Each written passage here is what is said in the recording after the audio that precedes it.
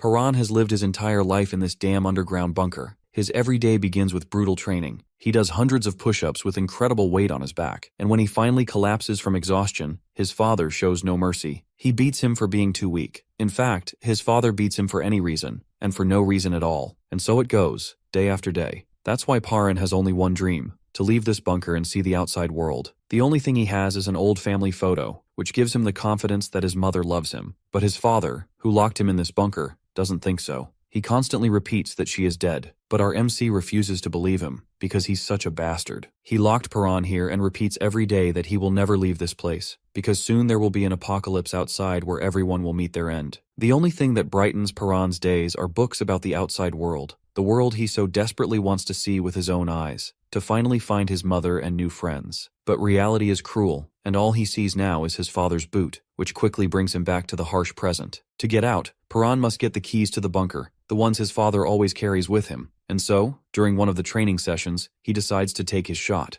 Paran's father turns back to leave, saying that's all for today. Our boy finds it an opportunity and grabs a piece of mirror to attack. He rushes forward and claims it's the moment he was waiting for. He'll kill his father and escape the bunker. He jumps, intending to kill, but it appears that he has made a fatal mistake. He failed to realize that his father would never let his guard down. Paran's father creeps toward him and he leaps forward to attack, but his fist hits only air as his dad swerves away. His father kicks him hard. Blood spills from the protagonist's mouth as his vision fades to black. In D1, our boy cries out, waking up in his dark cell. His dad enters, praises his effort, and reminds him of the rule: no weapons, only bare hands. Because he broke the rule, his father says he'll have double training tomorrow. He locks the cell and tells him to sleep. When the power cuts out and everything grows quiet, Paran listens carefully. He realizes two things. When his dad says it's bedtime, it's actually morning above, and the world outside is still normal. The whole apocalypse story is a lie his father uses to keep him trapped. The protagonist swears he'll escape. He looks at a family photo and decides to find his mother, even though his father insists she's dead. Now he's certain that's a lie too. She must be alive. Our boy promises himself he'll see her again. Somewhere else, his father answers a phone call, telling the caller not to contact him unless it's a true emergency. After listening for a moment, he ends the call with a cold wish for survival. Back in the cell, Paran is asleep, tied with rope and yelling to be freed. When his dad ignores him, he struggles against the ropes, whispering to himself as he feels them start to give. Just as he's about to break loose, his father rushes in and orders him to stop. The protagonist tries to mention the double training, but his dad interrupts, saying plans have changed. There will be no more training, only confinement. Our boy asks how he's supposed to prepare for the apocalypse while tied up, but his dad tells him to forget it. Thinking of his mother, Paran knows he'll never find her if he stays trapped. He fights harder, eventually snapping the ropes. His father demands to know what he's doing, but the protagonist keeps tearing at the restraints, even as his father's laughter echoes through the room. Suddenly his dad strikes him, sending him flying. The man warns him not to move, but our boy swings back, refusing to obey or give up, no matter the cost. When he finally breaks free, the protagonist is determined to see his father lose for once. He notices a flicker of something else beneath his dad's anger, maybe sadness. Paran wonders why his father looks at him that way. Then his dad punches him, and his vision goes black. Paran's dad stands by the chalkboard while the protagonist sits nearby, listening as the man insists that rule number 1 for survival is absolutely essential. He continually emphasizes how safe the bunker is, explaining it's been sealed for 126 years, fully stocked with food, and that leaving is basically a death sentence. Convinced the apocalypse could strike at any moment, his father believes the bunker is the only safe place left. When our boy is alone, he quietly mutters never to himself, clearly disturbed by his father's constant warnings. He recalls the unsettling moment when he woke up after being knocked out and realized his dad was gone, something that had never happened before. Just yesterday, his father's behavior grew even stranger, disrupting their usual routine, and now Paran can't shake the feeling that something big is about to happen. He's certain he's right. Suddenly, the metal doors begin to rattle and clang. On edge, the protagonist looks around, whispering in confusion as the echoes fill the bunker, almost as if they're drawing him closer. When he spots a door left wide open, he bolts for it, realizing this is the opportunity he's been waiting for. Sprinting through empty corridors, Paran no longer fears being stopped by his dad. He rushes past rattling gates, unimpeded, and skids to a stop at the ladder. Excitement surges as our boy climbs quickly, his hands clanging against the rungs. Nearly praying for sunlight, he pushes at the hatch, and when it finally opens, a wave of light forces him to squeeze his eyes shut. The protagonist steps outside slowly, feet touching the ground above, and is awestruck to see the sun for the first time. As someone approaches, he whispers in disbelief that he's actually made it out. A man shouts, asking why he's in the road, and Paran, shocked, blurts out that it's a real person. Panic sets in. This isn't the time to get caught. If his dad discovers he's gone, he'll come after him. Determined, our boy runs, desperate to get as far from the bunker as possible. Barefoot, he races through the city, exhilarated by the freedom he's only dreamed of. The memory of being trapped in the bunker drives him to move even faster. He wonders how the doors opened so easily. Was it a glitch? No, his father is too careful for that. The thought that maybe his dad let him out on purpose crosses his mind, but he can't believe it. His father would never break his own rule. Never leave the bunker. Laughter nearby catches his attention. He sees strangers gathered, children playing, and people talking as if nothing is wrong. It dawns on him that the outside world is peaceful, entirely unlike his father's warnings. Everything his dad said now feels like a lie. Here, people just live their lives. Looking up at the sky, the protagonist convinces himself the apocalypse can't be real. Just then, laughter turns to unease as his father's warning returns. The apocalypse will come without warning. People begin to look upward, unaware of what's coming. A massive dark sphere appears behind the sun, resembling a burning planet. The crowd stares, confused, as Paran's eyes widen. The object engulfs the sky. Dark swirls ripple across its surface, with sinister tendrils unfurling, almost as if it's alive and growing. The sphere rumbles, panic erupts, and people start pointing as it descends. Some assume it's the moon, others shout questions, but our boy alone sees its true nature. He can see the creatures. Suddenly, golden light bursts forth, revealing a grotesque maw filled with jagged teeth. The protagonist stands frozen as monsters emerge from the darkness, masses of limbs and angry eyes descending toward Earth. The swarm spirals tearing across the sky. Now the vortex looms over the city, and all he can hear is his father's voice. Never leave the bunker. That rule was meant to keep them safe, unless the monsters find the bunker by accident. As tendrils break through the streets, his dad's warning echoes, and Paran remembers the chalkboard. Rule 1-1 is crossed out. The system flashes. Remote command. All locks open. Monsters roar and flood the streets as people freeze in terror. The swarm blocks out the sun, with creatures piling atop one another. On the ground, chaos erupts as the crowd flees in panic. Suddenly, silence breaks. Tendrils lash out, grabbing a man whose screams echo as he's dragged away, his glasses shattering, and his body torn apart. His head rolls across the pavement as people panic, shoving and screaming. Amid the chaos, someone desperately asks what the thing is, while another yells for everyone to run. People trample each other trying to escape. In the middle of it all, a man wearing headphones walks forward, seemingly oblivious to the chaos. The boy with headphones pauses, noticing movement above just as a monstrous mass crashes down, shaking the street. A hulking beast, crackling with energy, rises, each step sending shockwaves. Another winged creature lands with a thunderous boom, spinning as more monsters close in, crushing anyone who falls. People scream for help, someone begs for the police, but another shouts that the phones are already out. Panic is everywhere as the protagonist stands amid the destruction, his father's grim warning echoing. When the apocalypse comes, the world drowns in blood, screams, and ashes. Bodies are strewn across the ruined plaza as our boy stares in shock, a giant dark vortex looming over the city. A timestamp flashes D1.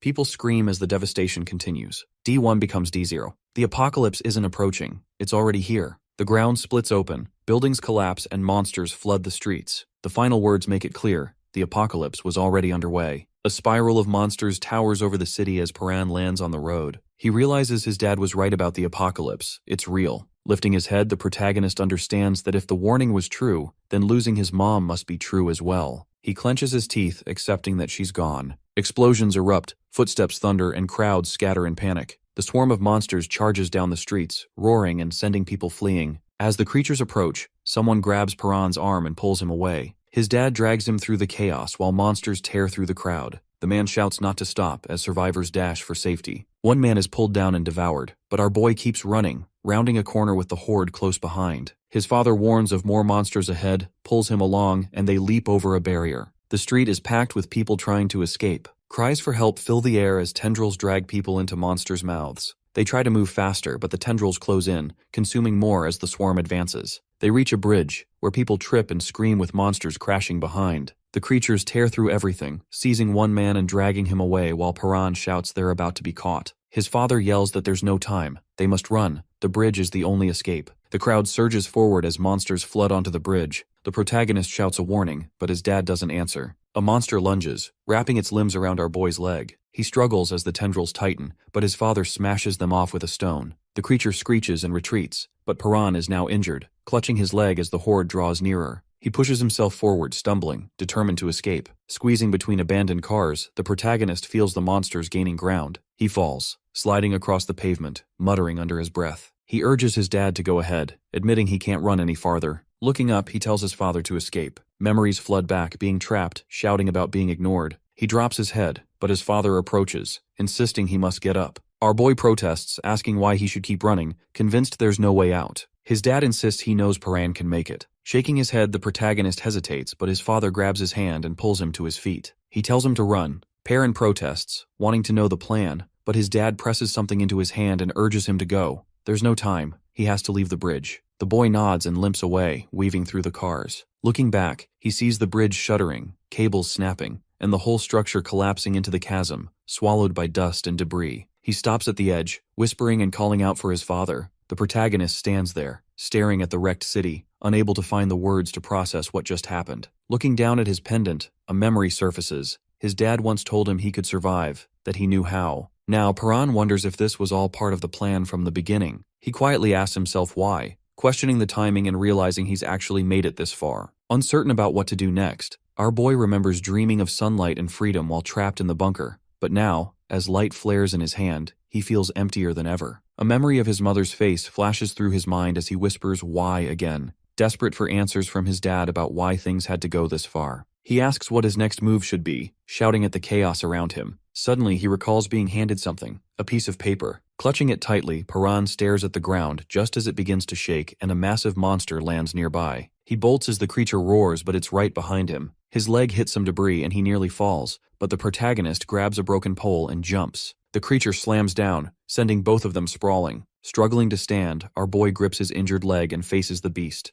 muttering that this is the end and thinking there's nothing left for him. A drop of water lands on his skin. He notices the crumpled note in his fist. "Your mom is alive," he screams, demanding to know why he's only learning this now. As the monster's footsteps shake the earth, Paran forces himself to get up, determined to live and not give up. Shouting that he's going to find his mother, he squares off against the monster. Suddenly, his dad's voice echoes in his mind, reminding him that humans can't survive the apocalypse without strength or intelligence. Luck alone isn't enough. The protagonist questions how he's supposed to survive now as the ground shakes harder and the beast charges. He yells, but his father's voice interrupts, asking if he's forgotten everything he was taught. As the monster attacks, our boy dodges and ends up at its side. Spotting a weapon ahead, he grabs its arm and pulls himself up. He pivots, glaring at the charging creature, preparing to strike. Sliding under its claws, Paran snatches the weapon and dashes forward, swinging with determination, telling himself he's going to survive. The city lies in ruins. Monsters roam freely. One descends a tower while another moves through the rubble. Streets and buildings are broken and eerily quiet. When night falls, survivors shelter in the debris. One man wipes his face and grumbles that it's been 4 days. Another, frustrated, complains about the missing police and wonders what they're doing. A girl remarks that their hideout is fortunate but admits the food is gone.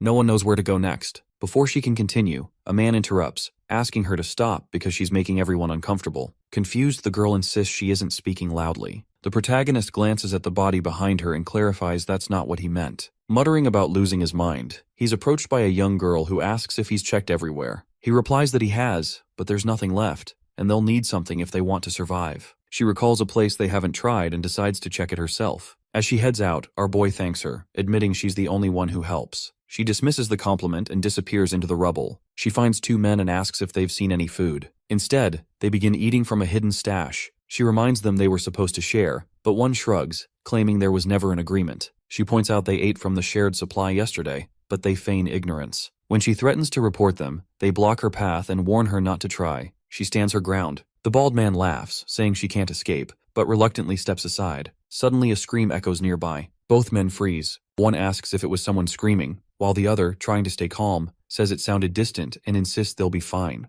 Then he notices something ahead. The girl crouches, and the bald man mocks her for pretending to be tough. After a moment, she turns and makes her way back through the rubble. The same man from earlier spots her and, relieved, asks if she searched the area. She nods. When he asks if she found anything, she hides a piece of bread under her jacket and claims there was nothing. He believes her. Suddenly, a loud crash sends dust flying, and a one-eyed monster appears. Surrounded by debris, the man freezes as the monster approaches. In a panic, he reaches for help, but the girl sprints past him, apologizing as his screams are drowned out by the creature. Out on the street, panic spreads as the monster arrives. Someone yells not to look back. Another curses as more creatures emerge, and a red-haired man suggests they'll get away once someone else is caught. The little girl runs straight at the monster, dodging its attacks without hesitation. She twists, rolls across its arms, and lands as dust swirls around her, leaving two nearby men stunned. Without missing a beat, she flips upright and keeps running. The bald man watches her go, realizing she's faster than anyone. All around, chaos erupts as people scream and flee. She navigates the ruined streets, climbs to higher ground, and pauses to catch her breath. Looking back, she sees Paran sitting with his eyes closed. She nudges him, discovering he's alive but unconscious. Suddenly, a creature creeps up, hissing. She presses against the wall, trying to hide as it draws near, growling. The little girl grabs the protagonist to help him up.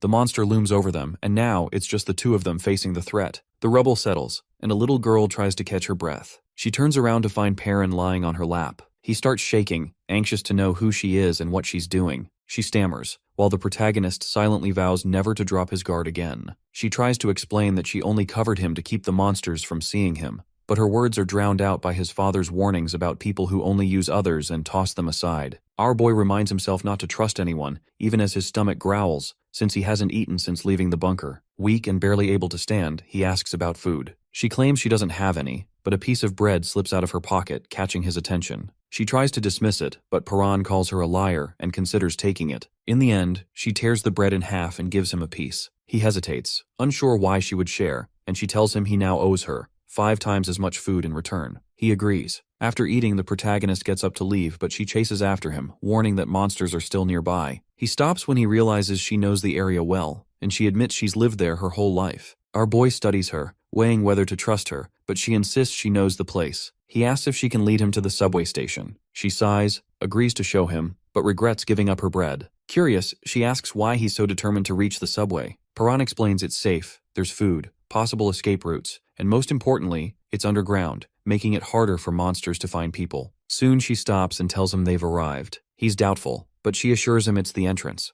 An older man appears, confirming it's the right place and inviting them to follow him. He leads them down hidden stairs into the subway, which is crowded with survivors. The old man recalls the monster's earlier attack, forcing everyone to take refuge, and notes how the protagonist found the place by chance. He explains that people only go above ground for medicine, and these two are the first newcomers in a while. Paran surveys the crowd, worried that more people might mean more trouble, but he senses that everyone here seems trustworthy. He finally relaxes. The old man introduces himself as Baeom Hwang, a doctor, and explains he met them while searching for medicine. He asks for their names, and the girl steps forward, introducing herself as Haru, a student at Gasang Middle School. Baeom recognizes her uniform and mentions his hospital was across the street, but Haru looks puzzled and insists there was never a hospital there. Noticing our boy's rough state, Baeom asks for his name. The protagonist hesitates, thinking of his journal, and admits he doesn't have one. Baeom nods, telling him to share it when he's ready. Suddenly, a red-haired kid rushes in, reporting that someone's condition has worsened, and Baeom hurries over. Although he'd already tried to treat the wound, it has deteriorated, and now requires emergency surgery. Baeom prepares his tools, while Paran recalls stories about dishonest doctors who only help for payment and wonders what Baeom's motives are, as others question if money even matters anymore. Baeom remains composed, insisting that surgery is his job and that he never loses a patient. He begins the operation, reassuring everyone that things will be fine. When the procedure ends, the patient hugs Baeom in gratitude, yet our boy continues to watch, unsure whether to trust him. As Baeom tells the patient to rest, a badge falls out, revealing that Baeom Hwang is actually a veterinarian. He readies his tools and warns that the next part will be painful. When the patient panics and begs to be untied, Baeom refuses, explaining that any movement could be fatal. The patient protests about Baeom's veterinary background, but Baeom insists that humans are animals too, so the treatment applies. The patient keeps struggling, and Baeom suggests anesthesia, but the red-haired girl explains it's impossible to find right now. Baeom pulls out a brick, mutters that it will have to suffice, and knocks the patient out while Haru and the protagonist stand in silence. Perrin holds a photo from his dad and a note suggesting his mom might still be alive. Though he feels hopeless about finding her, the picture catches his attention. The flowers in the background are unfamiliar. He has never seen anything like them. After studying them, the protagonist suspects these flowers might only grow in certain places. If that's the case, the photo could be a clue to his mother's location. He decides he needs the help of someone who knows about plants. Meanwhile, a group gathers in a bunker. A subordinate announces everyone has arrived, and the captain declares that something new is about to begin. He warns that any resistance will be crushed if necessary. When a man demands answers, the captain simply glares at him. He claims he can see into people, their secrets and fears, just by looking into their eyes. Noticing fear in the angry man, the captain singles him out.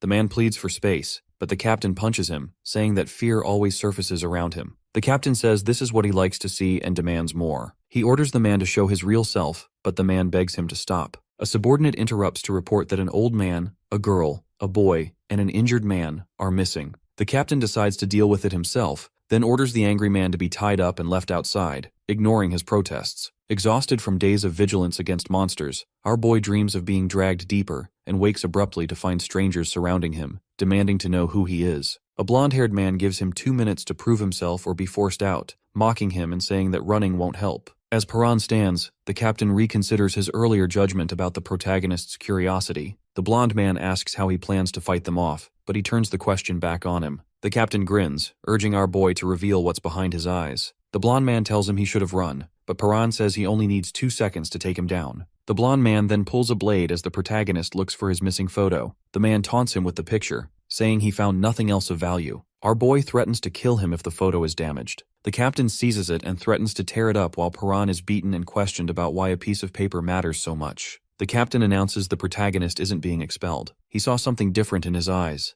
a deeper darkness, so he instructs the man to watch over him and to never let the picture out of sight. The man admits Paran unsettles him, but holding the photo seems to keep our boy powerless. Haru checks if the protagonist is okay, but he lashes out, pushing her away. She asks why he's taking it out on her, saying she only wanted to help. He insists he doesn't need help and tells her to back off. She shouts her name, Haru, telling him to remember it, but he dismisses her. Beom asks Haru what's wrong. She says Paran is impossible, and Beom agrees something is off. Our boy remembers his dad's warning to never trust help. Watching the man with his photo, he considers snatching it back but decides against risking the only thing he has left from the bunker. He waits for a better chance. The captain gathers everyone and gives them 2 options: follow him or be thrown out, using the tied-up man as an example of what happens to those who refuse. He explains the captive tried to cause trouble and is being expelled, warning that his word is law. For most, siding with him seems like the only way to survive. Beom, however, says he's too old to comply. If he follows the captain, he'll let his patience down, so he chooses to remain independent. The captain pressures Haru to decide, but she points out she isn't the only one refusing. Paran, Haru, Beom, and a few others stand together, openly defying the captain. A red-haired girl jolts awake, grumpy and shouting about why no one bothered to wake her up. She curses, insisting she never wanted to be here anyway. As panic sets in, she claims everyone is doomed, targeted, and about to be tortured. Meanwhile, a calmer person shrugs off her worries, unconvinced things will get that bad. The red-haired girl glances over uncertainly, wondering if that could be true. The calm one just grins and jokes that maybe they'll starve or be thrown to monsters instead. Her face goes pale. She thinks he's lost it, but sudden loud noises outside interrupt the tension. A girl rushes out, only to be scolded by a man who apologizes to Beom for not keeping an eye on things. Beom drops to one knee and tells the girl to listen to her dad, but she mutters under her breath before stomping off, yelling that he's not her father. She insists her real dad is still out there searching for her with her mom. The man clarifies that he isn't her father, just someone she met while running away. He explains that after she got separated from her parents, he decided to look after her until they could reunite. When another boy steps in, a man lays down the rules. No one is allowed out of the room by order of the captain, and anyone who disobeys will be punished, regardless of who they are. Someone else adds that being a kid won't get him any leniency. Meanwhile, the boy looks around, trying to spot the man who took the photo. Elsewhere, it's mealtime. Guards hand out food, stating it's strictly 1 meal per person. The red-haired girl protests, complaining that their portions are much smaller than everyone else's. The guard repeats that it's the captain's order and insists they don't need much since they're stuck inside. The girl's hands shake with anger, and someone nearby tenses, sensing trouble. Simeon mentions he hasn't seen Chicken Comb. Whispers spread. Everyone knows Chicken Comb as the captain's right-hand man, notorious for breaking rules, wandering where he pleases, and frightening people with his strength. He's the type who smiles while beating someone up. Chicken Comb strolls by just as the little girl trips and spills her food on his vest. He gives her a dark grin, warns that annoying him leads to regret, and tells her to come with him. People whisper, convinced he's capable of hurting a child without hesitation. The girl trembles as he growls that running around is dangerous and orders her to follow, but it's clear he's heading for the group. Someone calls out in surprise. Chicken Comb turns to the guard and asks for a favor, give the girl another meal. The guard hesitates, reminding him about the 1 meal rule, but Chicken Comb towers over him and demands the guard's own meal. He hands it to the girl. The guard is confused, suspecting Chicken Comb has something cruel in mind, perhaps planning to force-feed her as punishment. Suddenly, the man looking after the girl bursts in, grabs her hand and demands everyone back off. He insists on knowing what's happening. Chicken Comb seems puzzled, asking what he did wrong, but the man just calls them all thugs and leaves with the girl. Chicken Comb pauses, then grins as they walk away. Two girls notice there are more guards around now, and the boy mutters under his breath, debating whether to confront the blonde man himself. The blonde girl turns away in silence. Later, the girls sit quietly together. One shifts, noticing the boy alone in the dark. She approaches, but he grabs her wrist, eyes fierce, and accuses her of trying to set him up. She protests, saying she only wanted to talk. He repeats her words, suspicious, and asks if he just hates talking. She wants to know why he cares. He tells her to get to the point. She asks why he always sits alone, wondering if he's just shy. He snaps that all humans are his enemies, so there's no point in getting close to anyone. She insists she meant no harm, but he remains unconvinced. She sighs, telling him to think what he wants, but urges him to make up with Haru. He says he and Haru never fought and labels her just like everyone else, still human. The girl explains that Haru cries herself to sleep every night and seems burdened by something. She thinks a friend her age might help, but the boy dismisses it as pathetic. He argues that sadness is weakness, and survival should be the priority. She hesitates, then asks if he's ever lost someone he loved. He says no, claiming it will never happen. He has no one to lose and nothing to be sad about. She suggests that sounds lonely, but he insists he's fine. She tells him that if he ever dies, she will feel sad for him. He rolls his eyes, calling it ridiculous, and promises he won't be sad if she dies. She laughs, coughs, apologizes for talking too long, wishes him good night, and leaves. Nearby, the red-haired girl wakes up again, groaning about never being able to get any sleep. Perrin heads into this underground shelter, and there's this blonde guy who steals his picture. It's basically the only thing that could help him find his mom. Suddenly, gunshots ring out, and the thief starts messing with our boy, saying it's punishment for trying to escape. But Perrin just stares back, totally unafraid, telling him to drop the photo and just fight instead. The blonde one starts shaking, realizing the only thing our protagonist cares about is that picture, not even his own safety. He rants about how Perrin probably needs another beating, clutching the photo like it's gold. Our boy thinks about his dad's old line that people are all born bad, but he also remembers little moments of kindness he's seen. Then the girl from earlier rushes in, looking shocked, while Biom checks him over, insisting he has to clean up his wounds. Perrin's not into getting patched up, but he takes some food that she saved for him. Just as he's about to thank her, she starts coughing really hard. Biom says she needs medicine, but they're all out. He warns things will get even worse without it, but she stubbornly refuses to let anyone risk themselves for her, even as the coughs rack her. Our protagonist gets anxious and asks what happens if there's no medicine. Biom doesn't answer right away, but before he can, thugs show up. Meanwhile, the one with the photo is grumbling about the captain wanting him to show it off, wishing he could just kill Perrin and be done with it. Then Biom gets ordered to help some outsiders right away. He refuses, saying he's got someone critical to take care of, and the thug starts questioning whose side he's on. The girl, weak as she is, says she'll go upstairs for medicine herself, but Biom won't let her, warning she wouldn't make it. He steps up and says he'll go with her, but then the thug just stabs her, making some twisted joke about how easy it could have been to help. Everyone's in shock as she crumples, blood spreading across the floor. Perrin feels her life slipping away, and then some weird energy starts glowing from her wound, knocking him back. He can't help thinking how fragile people are as he sees that glow pulsing and her life fading.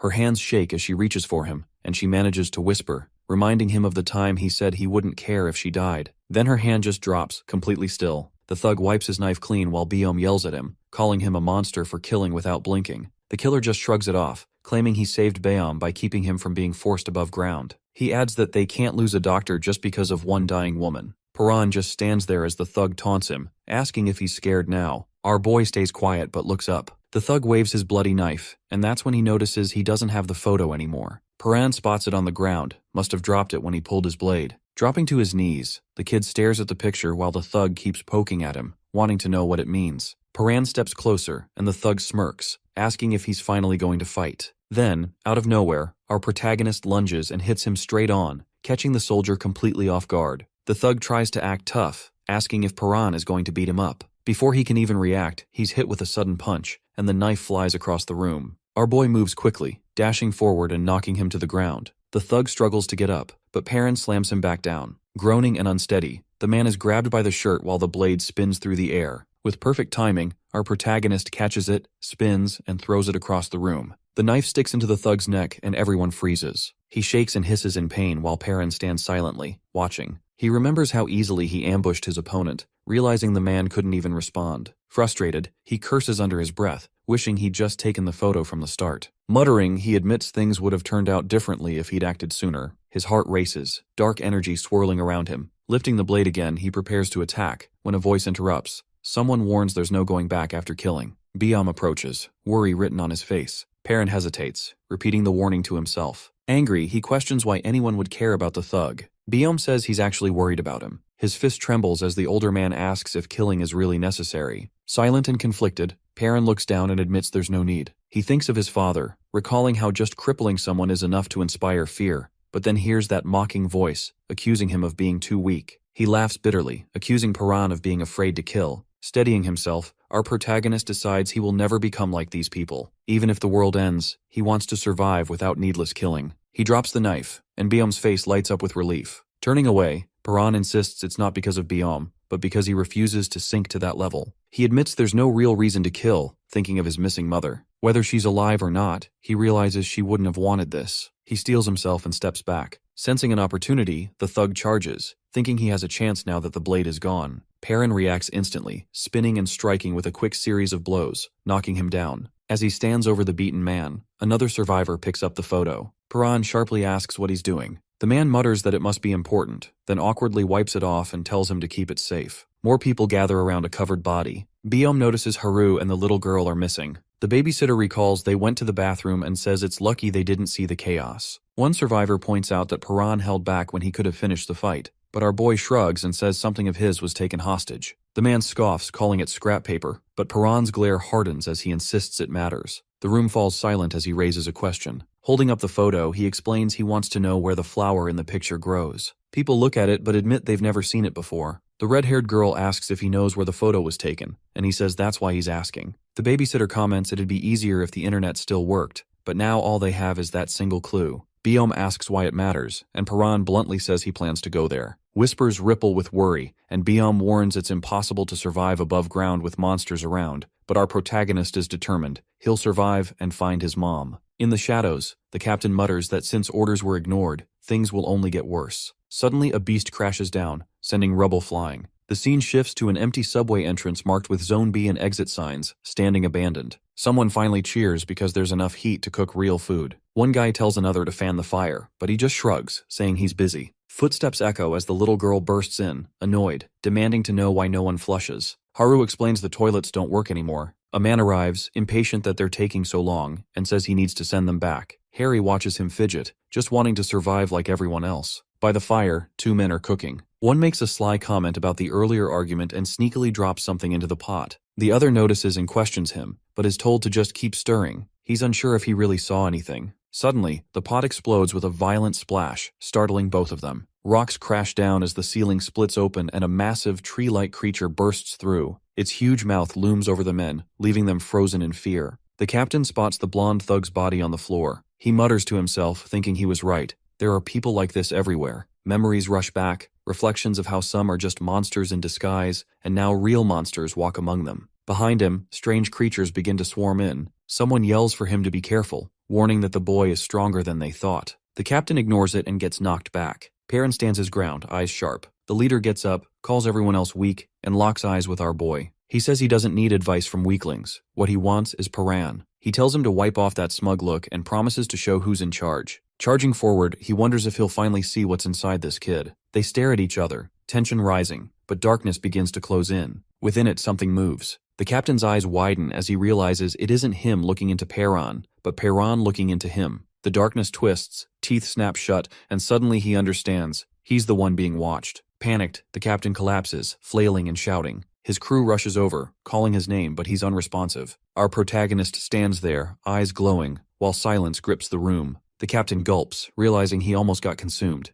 Everyone trembles and someone whispers that he actually looks scared. Suddenly a man screams, grabbing his face and begging for help. Blood pours down as he thrashes, shouting that he can't see. Horrified, people murmur as the man stumbles, covered in blood, insisting he was just asleep. He says his head is pounding, something spreading inside. Grabbing his skull, he stumbles down the hall, muttering about the pain while everyone watches, terrified, and wondering if he's turning into a monster. He claws at his head until something bursts out. He screams as black tendrils rip free, twisting his body. His glasses crack, his head jerks around, and the survivors scream as tentacles lash out, stabbing people. The captain grabs him, pulls him away, and smashes through the creature with brute force. The monster crashes back, limbs flying. He keeps pounding, crushing it until it finally stops moving, twitching on the ground. Everyone is stunned. Someone whispers the captain just killed a monster. He demands to know where it came from. Survivors cheer, calling him a hero, while one man insists he always believed in him. Paran just watches, quiet and intense. The captain sweats, glaring.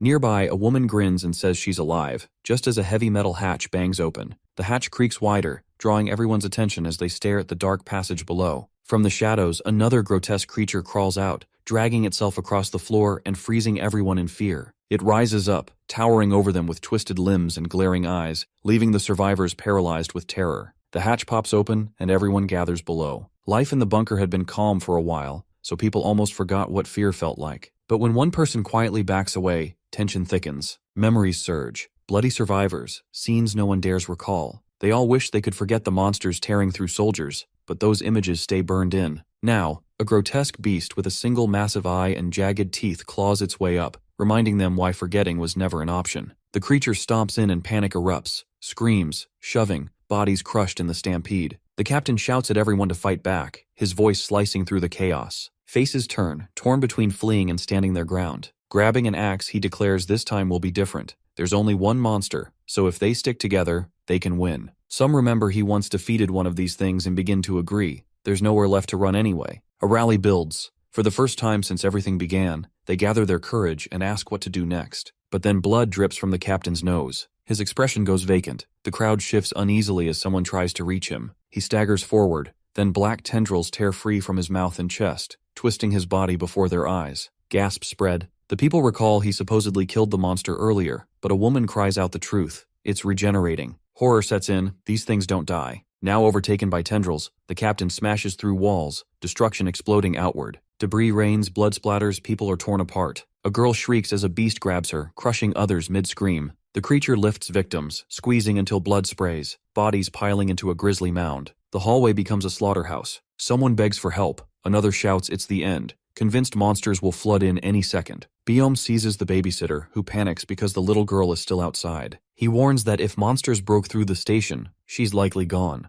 The realization crushes him. He collapses, reaching out in despair, while another survivor turns and walks away. Through the chaos, Paran sprints down the hall, eyes blazing. Baeom Hwang calls out as the others waver, some frozen, others chasing after him. Our boy pushes ahead. At the door, survivors see Biom lift a hand to halt him. Perrin steps forward, gaze sharp and glowing, raises his hand, and points straight ahead. Silence falls like a weight over the room. Inside, a body lies in a pool of blood near the sliding doors, while 3 kids huddle together in the room. One of them trembles, whispering how scared she is. Haru presses a finger to her lips, urging everyone to stay quiet and warning that any noise will get them caught. The youngest sniffles, terrified. Haru quietly apologizes, admitting she can't protect anyone right now. She explains that the chaos gave them a place to hide, but if anyone finds them, it's over. The little one grabs her sleeve, and for a moment Haru looks surprised, but then she meets Paran's eyes, lets the girl hold on, and tells her softly to stay close. Nearby, an injured man stares at the dead body, terrified, asking what they should do. Haru says they need to run. He panics, insisting there's nowhere to go, but she stammers that surviving is all that matters. Gathering her resolve, Haru says they can't just sit and wait to die. She's determined to make it. Seeing that resolve, the man mutters, she must have a strong reason to live. Suddenly, everyone freezes as a monster with a glowing red eye appears in the doorway. He panics, shouting for them to run, while the blonde clings tightly as the beast advances. The man rushes forward, slamming into the creature and locking on, telling the others to escape since he has nothing left to live for, but wants them to survive.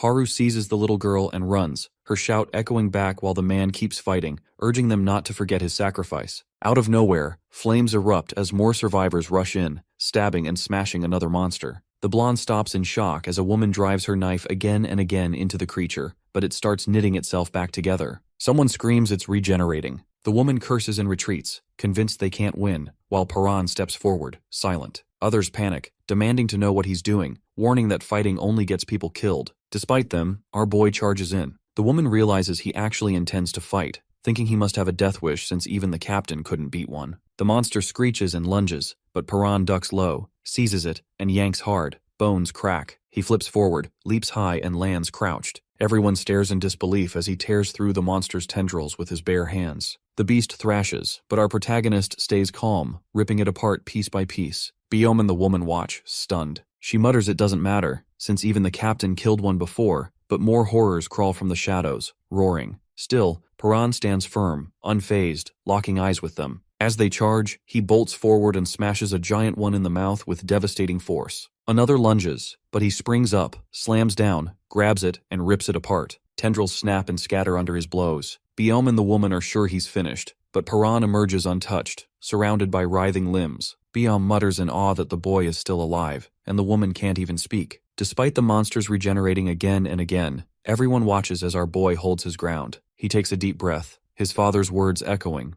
Every living thing has a source that gives it life. A glowing flower flashes in his memory, and his father's voice repeats, "Destroy the source. Once you find it, smash it." Perrin darts through the horde, eyes searching. He lunges at one, tears it open, and there it is. A glowing seed deep inside, the true source. Steeling himself, he drives his weapon straight in. A burst of energy erupts. Tendrils whip violently. The monster convulses as he pushes harder. Breathing raggedly, Perrin stands over the wreckage, the shattered seed glowing faintly at his feet. The survivors stand in shock, staring down the hallway. One whispers that the monster is really gone, while Biome watches a blood-soaked figure move past the wreckage. Haru pulls another girl along the corridor when a loud boom rattles the bunker. She shouts that something is coming, and their footsteps echo frantically as they break into a run. Racing around a corner, Haru suddenly comes face to face with a massive creature charging straight at her. She tries to leap aside but slips and crashes to the floor. The monster locks its glowing eye on her. She glances back, hearing those heavy steps pounding closer. Then, without warning, a swirling void rips open before her, pulling her vision into darkness. Shadows twist and churn as a strike slices past. From behind, Biome gasps, barely able to form words. Haru stumbles back into the group, alive, untouched. Relief floods the room, but she stands there shaking, mumbling in shock. Then someone yells about the missing little girl. Haru jumps, blurting out too much, and in doing so accidentally reveals where Paran is. The group collapses into tears, the babysitter sobbing, desperate to know if the child is safe. At that moment, a pair of tiny shoes appears in the doorway. Everyone freezes. The little girl steps forward, her dress bloodied and torn,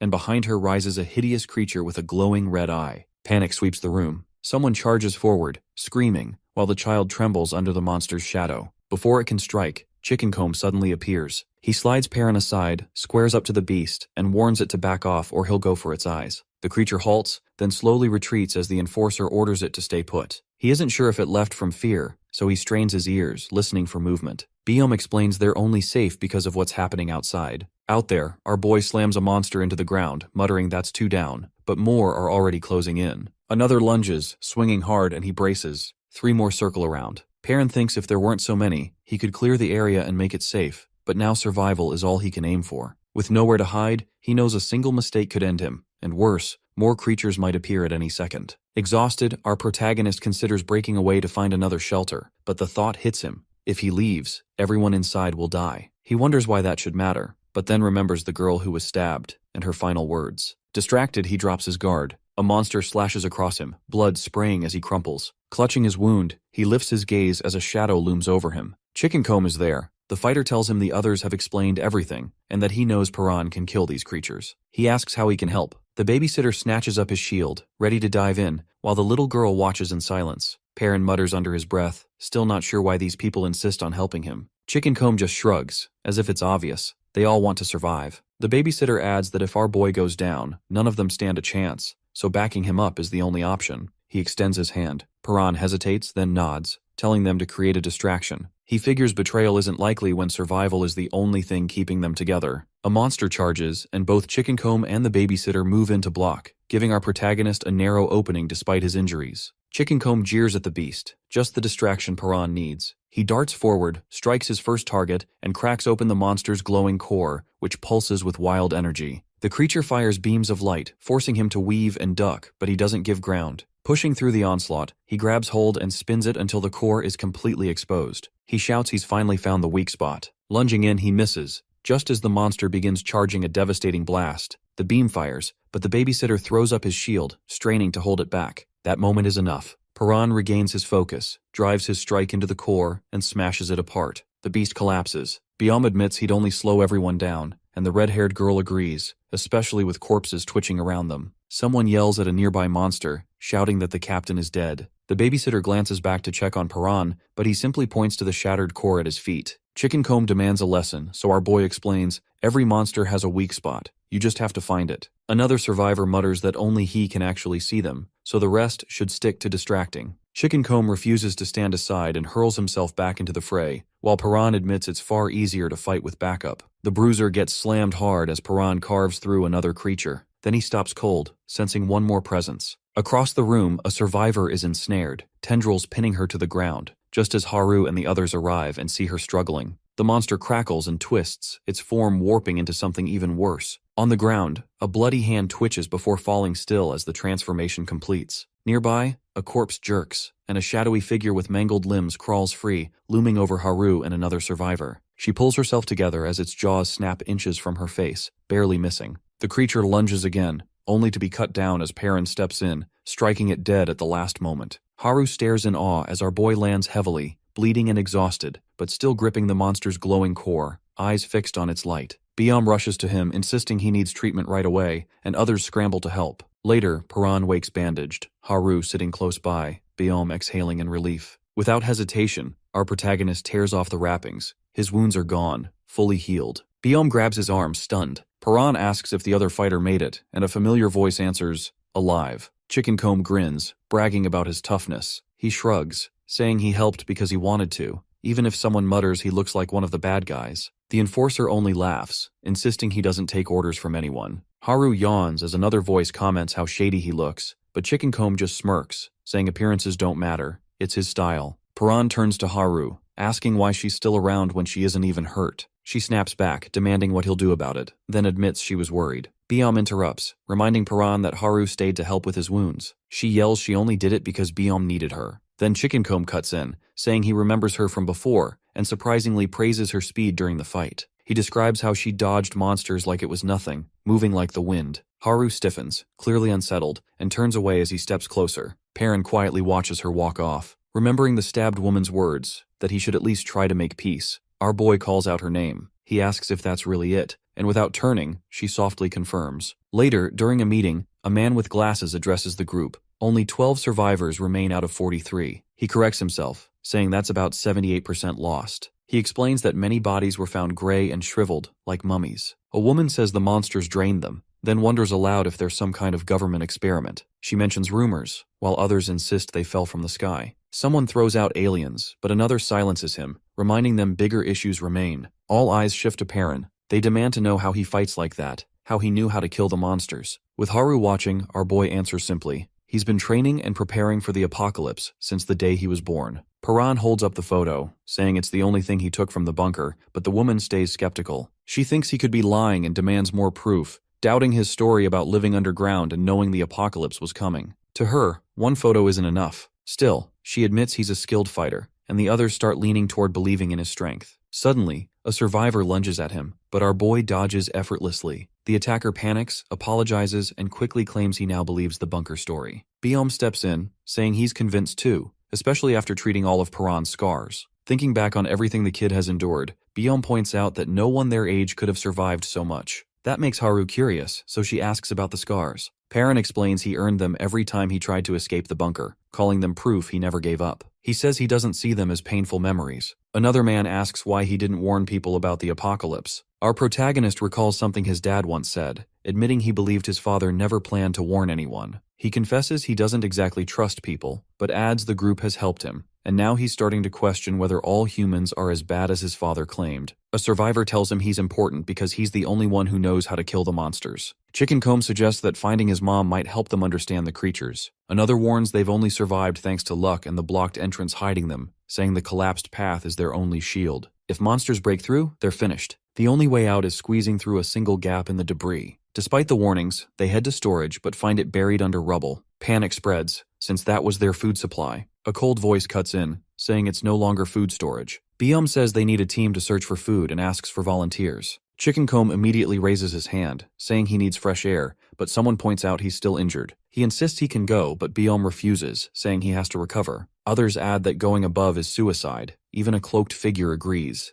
Biom looks troubled. There's only enough food for a week. Paran steps forward, calm and firm, saying he'll go. Biom is grateful, but our boy says he wanted to anyway. He hopes to find other survivors, someone who recognizes the photo, or maybe even a safer base. 2 more survivors volunteer, including a girl about his age. She admits Paran risked his life for everyone, while she would have just run away. When someone calls for Haru, she doesn't respond, clearly rattled. Paran notices her hesitation and asks what's wrong. The room grows awkward, people instead wondering aloud if he really plans to go outside without a shirt. A woman hands him one she sewed while he slept. He asks about it, and she explains she used to be a designer with lines of people waiting for her clothes, back when society still existed. Paran remembers reading about people wearing different styles and how he used to ask his father why he always gave him the same outfit. He always wanted something new. His father would laugh and say he wore the same thing too. Our protagonist admits his dream was to try new clothes above ground. He thanks her sincerely. Just then, Haru finally speaks, saying she wants to ask him something as he slides on his pants. He looks up and asks what it is. Haru stands frozen in front of Paran while the other survivors whisper among themselves, hardly believing what they're seeing. Flustered, she suddenly yells at him, calls him a pervert, and swings. Our boy dodges, baffled, and tries to ask why she's attacking,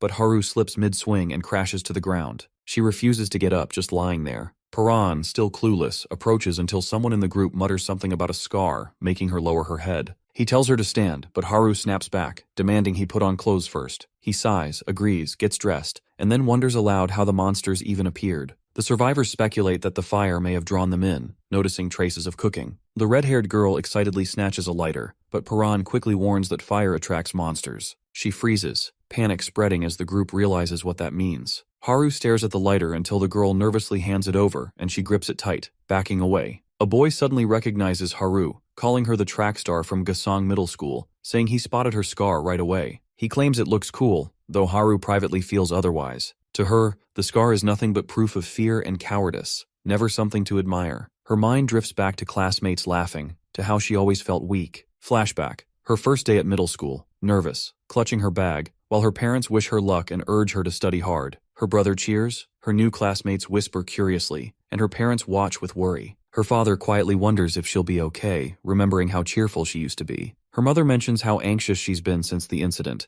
how much she struggles every day. Memory sharpens. Young Haru, cornered by a shadowy man who grabs her and raises a knife as her parents scream. She bites him, breaks free, but collapses. Trembling, she stares up as blood sprays when the blade slashes her. Her father rushes in, her mother cries out, her vision fades. She wakes in a hospital bed screaming, her parents clutching her, assuring her she's safe and that the man was arrested. But even as they hug her, she keeps shaking, staring at her bandaged scar, still terrified. At school, Haru sits quietly while classmates chat about scary experiences. She gazes out the window and sees shadows, hallucinations of the man. A girl asks what frightens her most. Another repeats the question. Haru hesitates, unable to answer. Later, she admits she fears dying. The room falls silent until the girl clarifies she meant horror movies. Track practice. The coach calls her up. Since the scar, she never stops feeling hunted, always sensing someone right behind her. At the signal, she runs, each step haunted by memory, fear driving her legs. She stumbles but pushes on. She sees herself as a coward, but then the coach calls out. She's broken another record. Teammates cheer. The coach praises her, saying she could be a star, amazed she's been breaking records after only 2 years. Reporters gather to meet the girl with the scar. Nervous, Haru greets them. They ask for a photo, encourage her. One even calls himself a fan and puts a hand on her shoulder. She flinches. He pulls back, scoffing, calling her weird, insisting he meant no harm. The coach tries to defend her, but the man mutters, she's just jumpy, a nervous wreck. Haru says nothing. Dinner that night. Her father scrolls on his phone, earning a scolding from her mother. He laughs, apologizes, and asks about the reporter. Her brother marvels at her speed. Her father says he can't wait to see her on TV. He admits her running talent blossomed after the incident.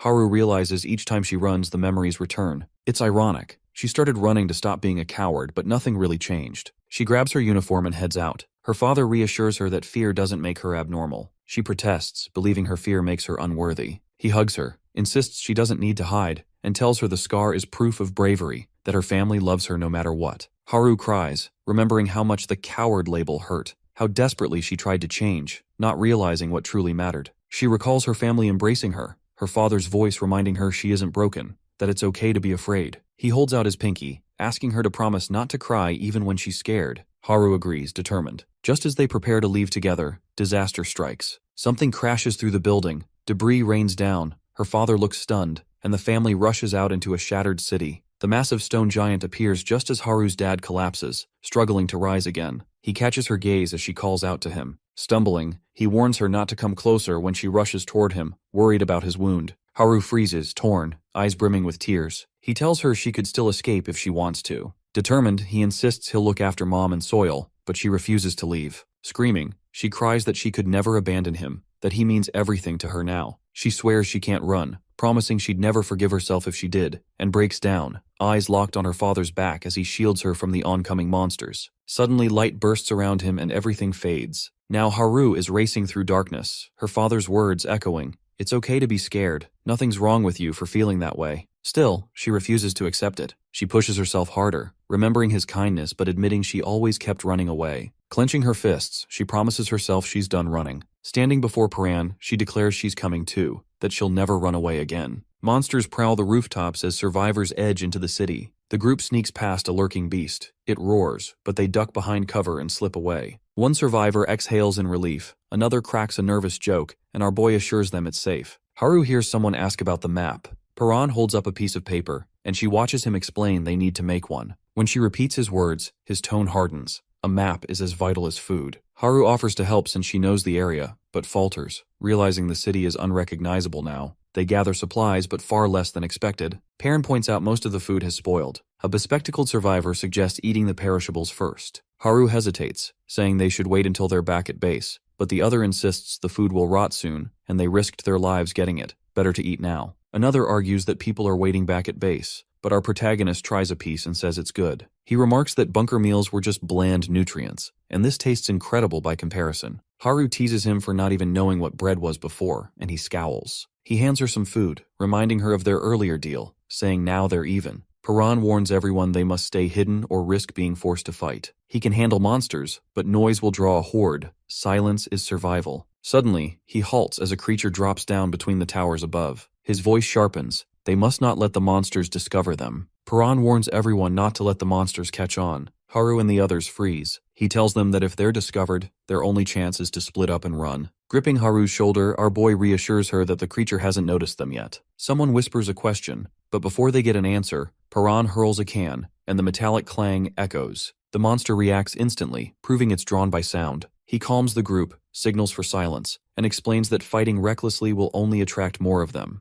They need to end the threat in a single blow. His mind flashes back to the basement. Someone had handed him a weapon there, admitting he'd never go above ground himself but wanted to help. The weapon had been designed specifically for Paran's fighting style, crafted to pierce the monster's weak points. Our protagonist grips it now and charges forward, driving the weapon deep into the creature's core. As he looks down at the weapon, his dad's voice echoes, "Don't rely on weapons. Surviving up here means fighting with your bare hands." His father had always insisted humans shouldn't use tools in battle, promising it would make sense someday. Perrin doubts that. How could anyone face monsters like this barehanded? He realizes his dad never once mentioned monsters in the bunker, maybe because he thought his son wouldn't believe him. Paran admits he never believed in the apocalypse until now. Memories return, endless drills in the bunker, training for monster attacks. If his father never wanted him to leave, why prepare him so rigorously? Maybe he hadn't intended to trap him forever. He recalls one truth. His dad never lied, except about Mom's death. Could all that training have been for a day like this? His thoughts rewind to when it all began. The apocalypse's first day. He remembers the locks undone, his dad opening every door. If he hadn't escaped then, the monsters would have ripped him apart. Now he wonders, why had the monsters targeted their bunker, and how had his dad known what was coming? Nearby, the bespectacled survivor kneels by the fallen monster, which curls into a ball after being struck in its core. He mutters that they couldn't break it, then tosses it to a girl, who flings it aside. Paran watches as it arcs through the air and lands near him. He picks it up, noticing strange shifting patterns across its surface. The sphere hums in his hand. Glasses guy asks what's happening, but our boy doesn't reply. He squeezes and cracks spread, fragments breaking away. His eyes flick to Haru, awake now, thinking of the time she ran off alone. She silently promises herself never to do that again, that she'll apologize to that kid when she gets the chance. Paran remembers his dad before the world soured, when he handed him a book from home, calling it the story of a hero. The boy's eyes open again, and Haru leans over him. Haru tumbles over Paran and clamps a hand over his mouth. He tries to speak, but she won't let him. Looking up at her, our boy grumbles that she's heavy and tells her to get off. Haru snaps back that she isn't, while he mutters for her to calm down and calls her a scaredy cat. She scans the city with binoculars, spotting monsters in the distance. Checking a map, Haru focuses, but Paran walks over and asks how it's going, casually calling her human, which irritates her. Later, when someone asks his name, Paran admits he hasn't had one since he was a child. Jihyun insists he needs one, and Yujin wants to pick one right away, but he just stands there, uncertain. Mumbling about getting a name, he looks unsure until Haru offers one. He declines, then thinks of his dad, lowers his head, and softly says Paran. The others react with surprise. Haru repeats the name and he nods. She asks what it means, and our protagonist explains it's from a book he read as a child. Yujin suggests everyone introduce themselves. Jihyun goes first, then Yujin, then Haru, who jokes Paran won't remember anyway. He hesitates, tries to say his new name, and then, steadier this time, introduces himself as Paran. The group echoes his name, and he repeats it again as memories swell. He sees the underground bunker and recalls dreaming of reaching the surface, meeting people, telling them his name. He always wanted to know others' names, to talk with them. In that moment, Haru, Jihyun, and Yujin smile at him. Jihyun offers a hand, asking to be friends. Paran pulls back. Blood, screams, and the apocalypse flash in his head. He withdraws, stating coldly they aren't friends. Paran pulls back. Blood, screams, and the apocalypse flash in his head. He withdraws, stating coldly they aren't friends. Yujin and Haru are shocked. He thinks if the world hadn't ended, maybe he could have been their friend. But now his only goal is finding his mother. He turns to leave, when a scream cuts through the air. Paran and Jihyun spot a man below, trapped by a monster. Our boy prepares to move, but Yujin insists they help. Haru and Jihyun share a glance while Paran refuses, warning that any noise will draw more. Yujin argues they can save him and still escape. Paran reminds her of their agreement. She promised to follow his orders above ground. He repeats his warning, but when the man screams again, Yujin ignores him, grabs a weapon, and drives it into the beast. She stabs it again, shoving it off. The man thanks her, and Yujin tells him to stick with the group if he wants to live. Still trembling, he warns them as another monster appears. Paran leaps in and cuts it down quickly. He turns to Yujin, eyes hard, asking if she understands the risk. Her recklessness could have endangered them all. Haru and Jihyun stand by, tense, knowing things are only going to get harder from here. The injured man asks if he can walk, then admits his leg is too damaged. He'll need help.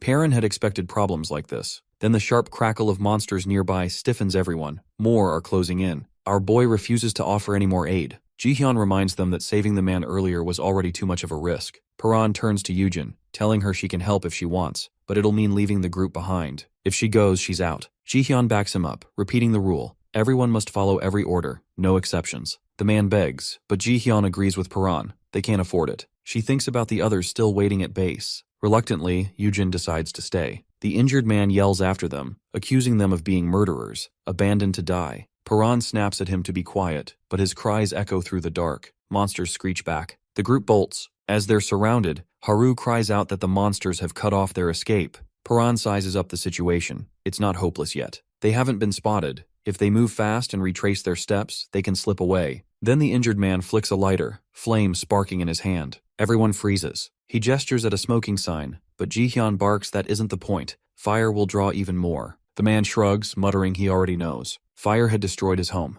Jihyun presses him, but the lighter flares, smoke curling upward. Shadows stretch as monsters creep closer. The man mutters it's his time, that he just wants one last smoke. Creatures drop down screeching. Paran yells for everyone to run, charging forward, voice sharp as he shouts again for them to move. The man stays behind. Paran dashes ahead, Jihyun right behind him. Haru looks back just in time to see a beast lunge for the man. She cries out, horrified. Paran slides in, blade flashing, and slashes the monster before it can strike. His weapon tears through flesh as he lands. He plants his feet, weapon braced, as the beast stomps closer. Behind him, the others stand frozen. Paran snarls at them, reminding them he told them to run. Jihyun protests. He promised he'd escape too, so why is he still here? Our boy wonders the same, but grips his weapon tighter. Jihyun warns that if Paran stays, the monsters might chase them and wipe out everyone. Yujin lashes out, stabbing another creature. Haru watches as Jihyun and Yujin struggle, more beasts closing in. Paran roars again for them to get out. Jihyun insists they can win. There are fewer now, and if they fight together, they can make it back. But then the air splits. A massive, twisted red monster lumbers in, fiery cores blazing, grotesque limbs writhing. Paran squares up as the air shudders around it.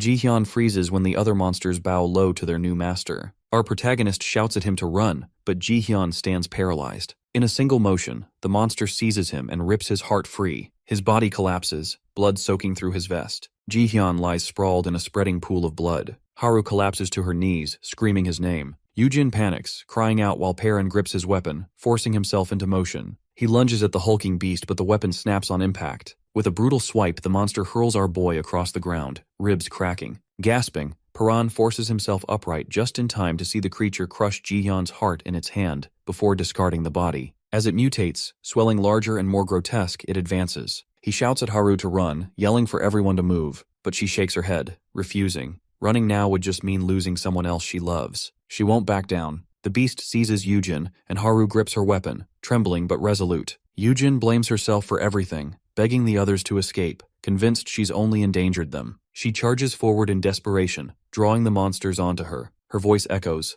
pleading with them to survive. But she's quickly engulfed, torn apart before their eyes. Perrin stares, horrified, as the massive glowing monster continues its rampage, stabbing down survivors while he and Haru brace themselves. He implores her to run, but Haru demands to know how he can say that. What about him? Perrin keeps stepping forward, refusing to stop. She presses him, asking why he's trying to sacrifice himself, reminding him he was the one who wanted them to escape together. His voice is low as he admits that running would have been the logical choice. When she pushes further, he quietly thanks her. As he advances, his thoughts drift, sharing meals, learning names, finally standing on the surface. Everything he'd once dreamed of. He says that once someone dies, that's it. No more talking, no more calling each other's names. He begs Haru to run, insisting he can't stand watching any more friends die. Haru shakes her head in disbelief, whispering over and over that this can't be happening again. Dark shapes creep closer. Perrin urges her to leave, his voice sharp. She shouts back, demanding why, but he insists she has to run. Haru cries that he sounds just like her father, the same words he said back then. Tears stream as she remembers the promise she made.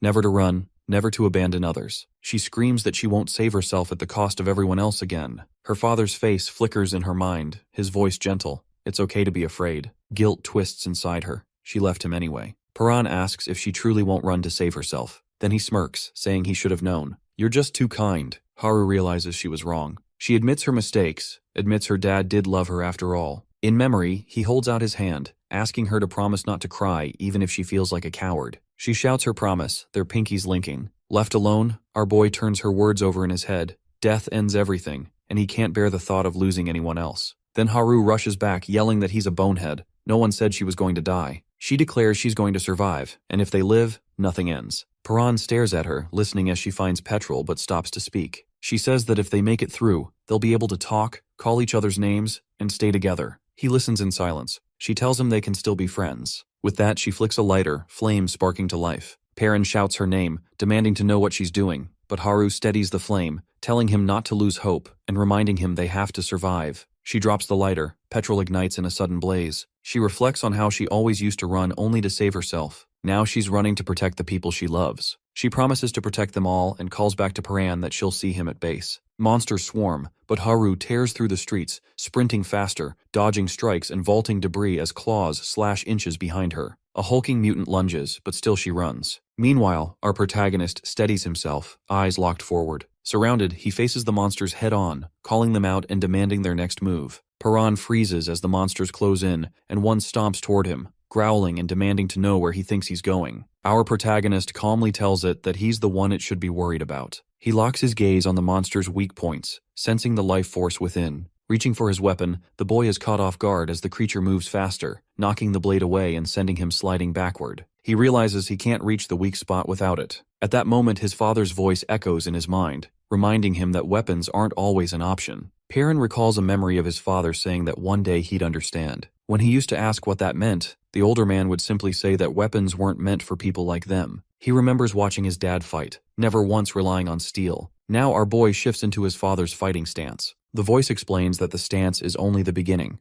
Every living thing has life force, and so do they. He remembers training in the basement, where his father taught him to harness that power, explaining that hands channel life force and, with focus, you can pull it out through your fingertips. Blue sparks flare as energy surges through him. His father's words urge him to take that power. Perrin protests that nothing is happening, but the voice assures him he'll get it. Once he can truly sense that life force, he'll be able to control it. Suddenly, our protagonist feels a burst of energy within, his father's words echoing, "This power is his." Energy lights up his arm, and he yells in surprise at what's happening. He recalls asking his dad what would happen if he channeled all of it. As the monster draws nearer, the voice explains that once he masters it, Perrin will move almost as fast as his father did. With newfound strength, he launches himself forward. Our protagonist charges in and slams into the monster. It swings at him, but he breaks through its guard, sending the creature skidding across the ground. The beast clutches its face, and Perrin reacts instantly to every movement. Electricity pulses through him, and he realizes he can actually keep up now. As it lunges forward, our boy braces himself. They launch at each other and collide mid-air. He grabs one of its tendrils, yanks it hard, and slams the beast down.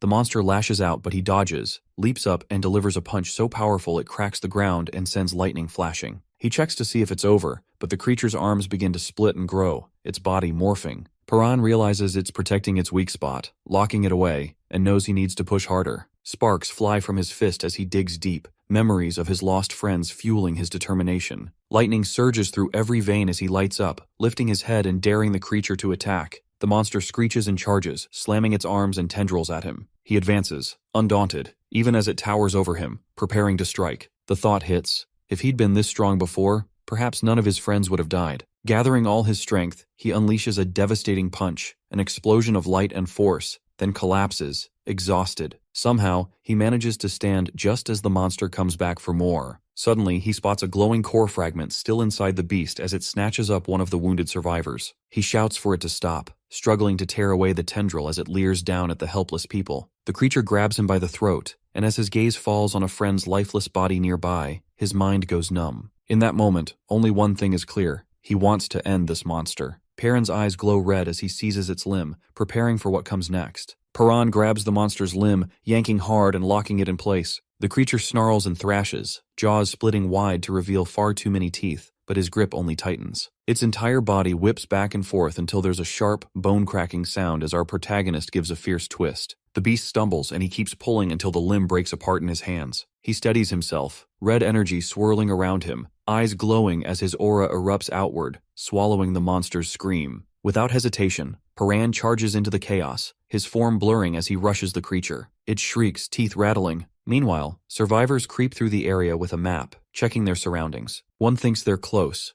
Another grumbles about how long this has taken. The guy with glasses panics after spotting movement, and the group rushes over to find Paran collapsed on the ground. Shocked but relieved to find him alive, they pick him up. Chickencomb asks what happened, while another stares at the wreckage. As they carry our boy back, Chickencomb gets bossy with the girl at the rear, telling her to leave some bags behind. She refuses, wanting half the rations and bragging about the feast ahead. He offers to help, then throws away her heavy bag, making her scream. Sprinting ahead, he dares the others to catch up, and someone swears to shave off his mohawk. The guy with glasses urges everyone to keep quiet unless they want trouble. Perrin starts to wake, confused, noticing a map in his hand. He studies it, wondering if Haru is still alive. The one with glasses presses him to explain what happened, but our protagonist only remembers grabbing the monster at the last second. Everything after that is a blur. He has no idea how he survived. Suddenly, the ground trembles as another monster appears, roaring. Chickencomb charges in, ready to fight, and Paran steps up as well. The glasses wearer panics about not having a weapon, but Paran's hand is already sparking with energy. The beast lunges. He dodges and slams it so hard that the ground shakes. The survivors are stunned as he grabs the monster's limb,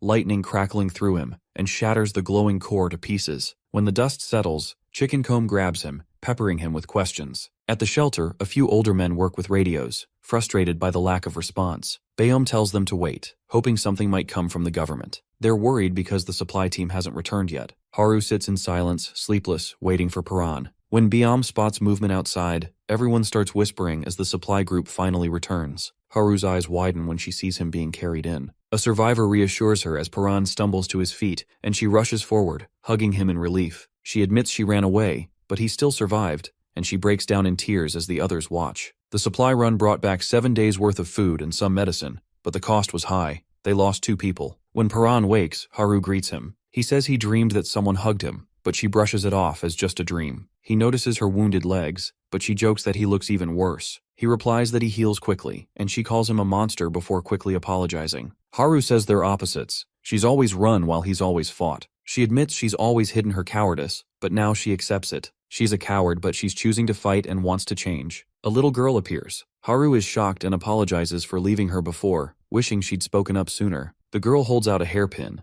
and when Haru asks about it, surprised it's hers, the child insists it's a gift, saying her bangs are in her eyes. Haru hesitates, but the girl reassures her she has another pin. Touching her scar, Haru thinks of it as proof she kept fighting, all while Paran watches. She clips the pin in and asks if she looks pretty. The little girl agrees she does. Despite all the loss and frustration, hope remains. Paran sits quietly, holding a small trinket. Suddenly, a buzzing noise draws everyone's attention to the radio. He turns as a voice comes through the static, testing the mic. The group realizes the radio is working. The broadcaster explains they saw the apocalypse coming and prepared. Now, it's up to the listeners whether to believe. Our boy listens closely, tense, as the voice finishes, leaving the next move up to them. List comes on the radio and introduces himself, his voice calm but commanding. He tells listeners that surviving without any preparation is already impressive. Then he explains his plan. The only way to handle the monsters is to stick together, which means sharing locations is essential. He instructs everyone to use flashes of light instead of fire, flashlights only, and to flick their beams for 10 seconds at midnight. When the hour arrives, beams suddenly cut through the dark. Across the city, scattered flashlights shine. Haru spots distant signals, her breath catching as she realizes they're not alone. The group begins speculating whether List truly anticipated the apocalypse, pointing out that it would take serious military-grade gear to broadcast like this. Our boy can't help but reflect. Only his dad ever foresaw such a disaster. A thought nags at him. Could List also know something about his mom? He recalls the man's words about his spot being marked by the brightest light and quietly wishes everyone good luck. As Paran prepares to head out, Chickencomb hurries over, asking to tag along. The protagonist tries to brush him off, warning about the dangers, but the other refuses, insisting he's not as weak as he seems. He argues that everyone who died before chose to be there, and tells Paran to stop carrying all the guilt. Everyone knew the risks. He finishes by saying they're teammates now and demands to be called Big Bro. Paran relents, not stopping him. When he jokingly calls him Chickencomb, the self-styled tough guy complains. It's a mohawk, not a chicken comb, and wants the nickname dropped. Their bickering continues until Haru steps in, announcing she's coming too. Paran allows it without much fuss. Elsewhere, someone on watch duty notices he left without a weapon. The guy with glasses reflects on just how tough Paran is. He's beaten grown men and felled monsters thought unbeatable. Watching his near-superhuman movements, the observer wonders who this young man truly is. Later, Chickencomb asks if doing what Paran does will make him stronger. Our protagonist takes a moment before explaining the first step,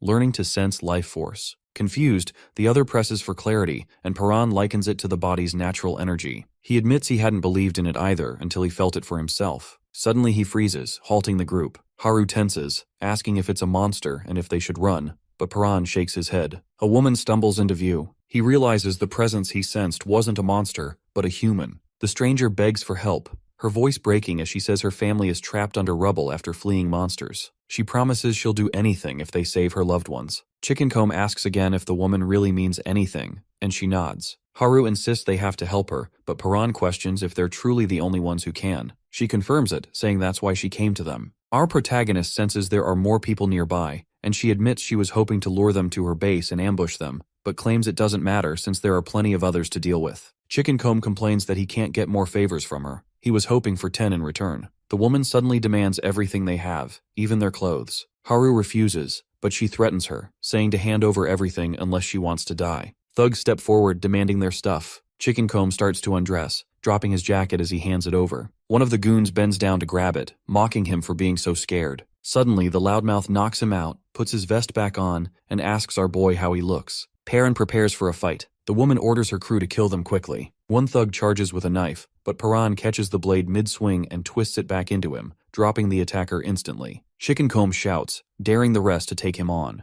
Their leader tells her people to target Haru, calling her the scaredy cat. The thugs rush her, but she dodges and escapes. The team manages to get away as a man watches from a window above. They enter a nearby house. Paran suggests they stay put, but Haru points out that no one's there. He warns that the mess inside looks intentional, like a trap. Suddenly, the floor gives way beneath them, and Haru and Chickencomb crash into a heap of trash. A figure appears, remarking that he was wondering who the uninvited guests were. He recognizes them as the group from earlier and calls them idiots. Paran stares ahead as a knife flashes dangerously close to Haru's neck. Their captor holds it firmly in place, making it clear he'll go through with his threat if anyone tries anything. Our boy snaps, demanding answers. The man, keeping Haru in a tight grip, asks why they're there. Paran blurts out that they came because of the radio broadcast. His expression shifts. He realizes what Paran means and insists he heard the broadcast too. Our protagonist then asks why he isn't heading to the location marked by the brightest light. The captor laughs, mocking the idea of anyone predicting the apocalypse. He brings the blade even closer to Haru, warning that one lie will cost her life. Suddenly he lunges, but Paran dodges and a brawl erupts. Paran ducks and counters, slamming him to the ground. They exchange blows, with the captor swinging wild. The struggle intensifies and Paran charges again. The blade catches his side, but he pushes through the pain. He attacks repeatedly, though the captor manages to dodge every strike. The man remarks that Paran isn't like other thieves, but the boy only focuses on moving faster than his opponent can react. He rushes in, closing the distance and aiming for a takedown. Meanwhile, monsters begin gathering outside, raising the stakes. It turns into a tense standoff. The captor keeps his grip firm, and Paran knows any loud noise will draw the creatures in, but subtle movements won't be enough to get close. Both ready themselves as he debates gathering the energy like before. Finally, Paran leaps forward, committing to it. The captor stops as Paran crouches, channeling his energy and swinging it, the force rushing past the man's face. Our boy lifts a finger, signaling everyone to stay quiet. The captor freezes. Suddenly a rope snaps and he starts to complain, but the others glare at him. He sits down, clearly nervous, as if sensing they might retaliate. Haru and Chickencomb exchange a glance and grin.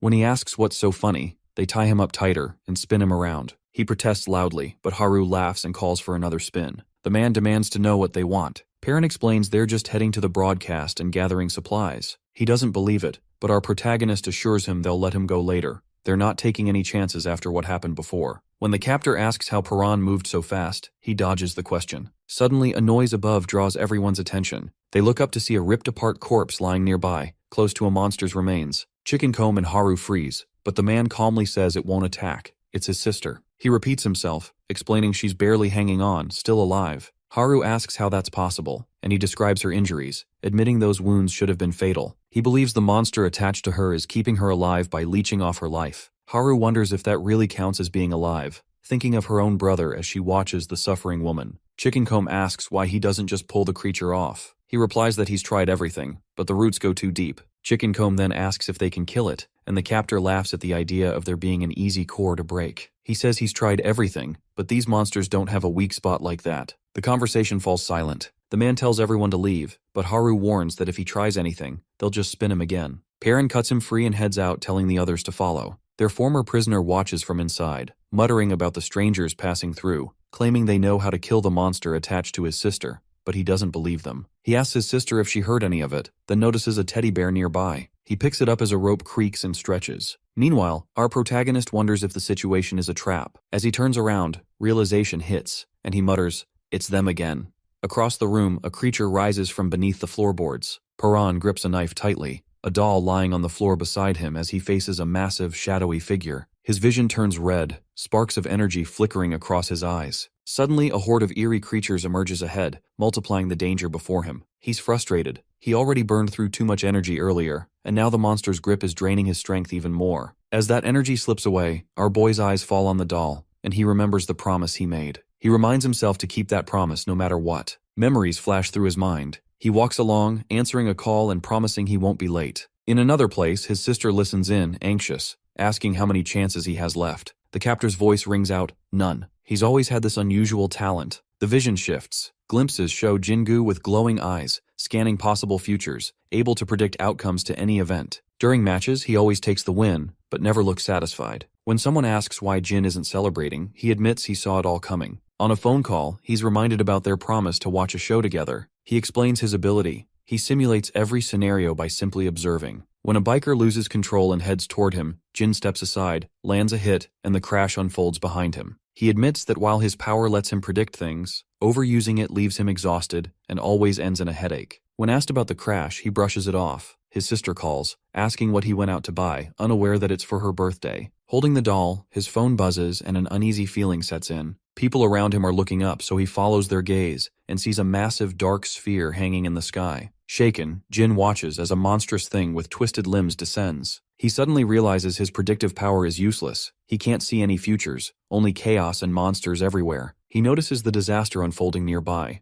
Then his phone dies, the internet cuts out, and the ground shakes as explosions erupt. Monsters swarm the streets. As energy surges through him, Jin braces himself, clutching the doll, determined to survive as the world collapses around him. Jin wanders the ruined streets, trying to figure out what the monsters really want. Are they after human blood, or do they aim to wipe out all life? When a beast lunges at him, he dodges, counting the distance back to his shelter and thinking only of protecting his sister. He finally makes it home, stepping inside and spotting a red line trailing across the floor. Following it deeper into the house, he pieces together the situation. Up ahead, he finds a mangled body. Gripping his knife, he quickly dispatches the threat. The next day, the mysterious planet in the sky is gone, but the monsters are still everywhere. Jin carefully seals every crack and opening in the house to keep them out. Inside, he finds his sister's body twitching, a parasite clinging to her. He has already tried, and failed, to pull it off, but he refuses to give up. One failed attempt isn't the end. There are more chances. He swears to save her, promising to rip the thing off no matter what. He studies the monster's healing process. Each one seems to regenerate differently, and wonders if there's a limit, maybe tied to how much they eat. He's seen them do more than just eat.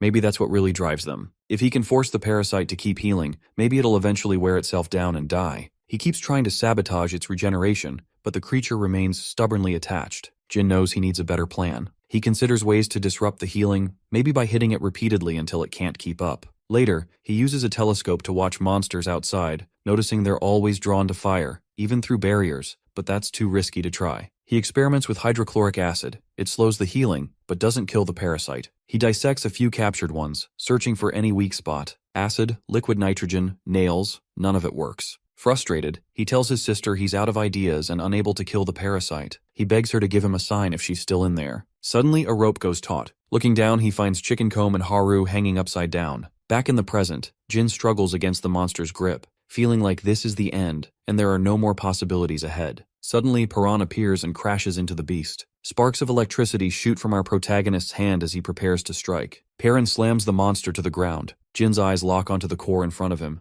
vision going red as power surges through his body until it bursts out, leaving him trembling and breathless. Confused, he demands to know what's happening. Our boy looks back at him, silent, while Jin tries to figure out how he managed it. The others mention they only returned because someone forgot a bag. Paran repeats his advice: you have to hit the core, though he warns most people probably can't see it. Jin insists he can, recalling the glow he once saw coming from his sister. Paran confirms that's the core. Jin asks why the glow appeared in his sister and not the monster itself. He says if setting her free means killing her, then he'll do it. Our protagonist explains that as long as her heart keeps beating, the parasite will remain. Jin looks at his sister, determined to end her suffering himself. He picks up a toy rabbit, wishing her a happy belated birthday. Standing over her with knife in hand, he sees black tendrils wrapped around the core on her chest. She lies still, the stuffed toy beside her, as he hesitates with the blade. Memories flash. Her smile, meals together, her riding on his shoulders. His grip tightens. He thanks her, saying it over and over, eyes on her body. To his surprise, she responds faintly, telling him she always heard him. Jin admits he's lost, unsure what to do now. Paran appears with Haru and Chicken Comb as Jin comes downstairs, remembering his sister's final words, telling him to do what he wants. He hesitates, glancing between the group and his sister. Suddenly, another monster arrives. Jin recalls her face, his eyes turning red with resolve. He remembers clasping her hand, swearing vengeance on every monster that took her away. In her last moments, she told him to survive and get revenge. Chicken Comb charges in but gets thrown aside. Jin rushes forward, tendrils sprouting from his arm and tearing through the monster. He then turns to Paran, introduces himself as Jin-gu, and asks to join the group. The lone survivor sits, tense as footsteps approach. He spots a group coming down the escalator: Paran, Haru, and Chicken Comb. The girl with glasses immediately asks if they brought anyone else. Jin-gu introduces himself simply as Jin.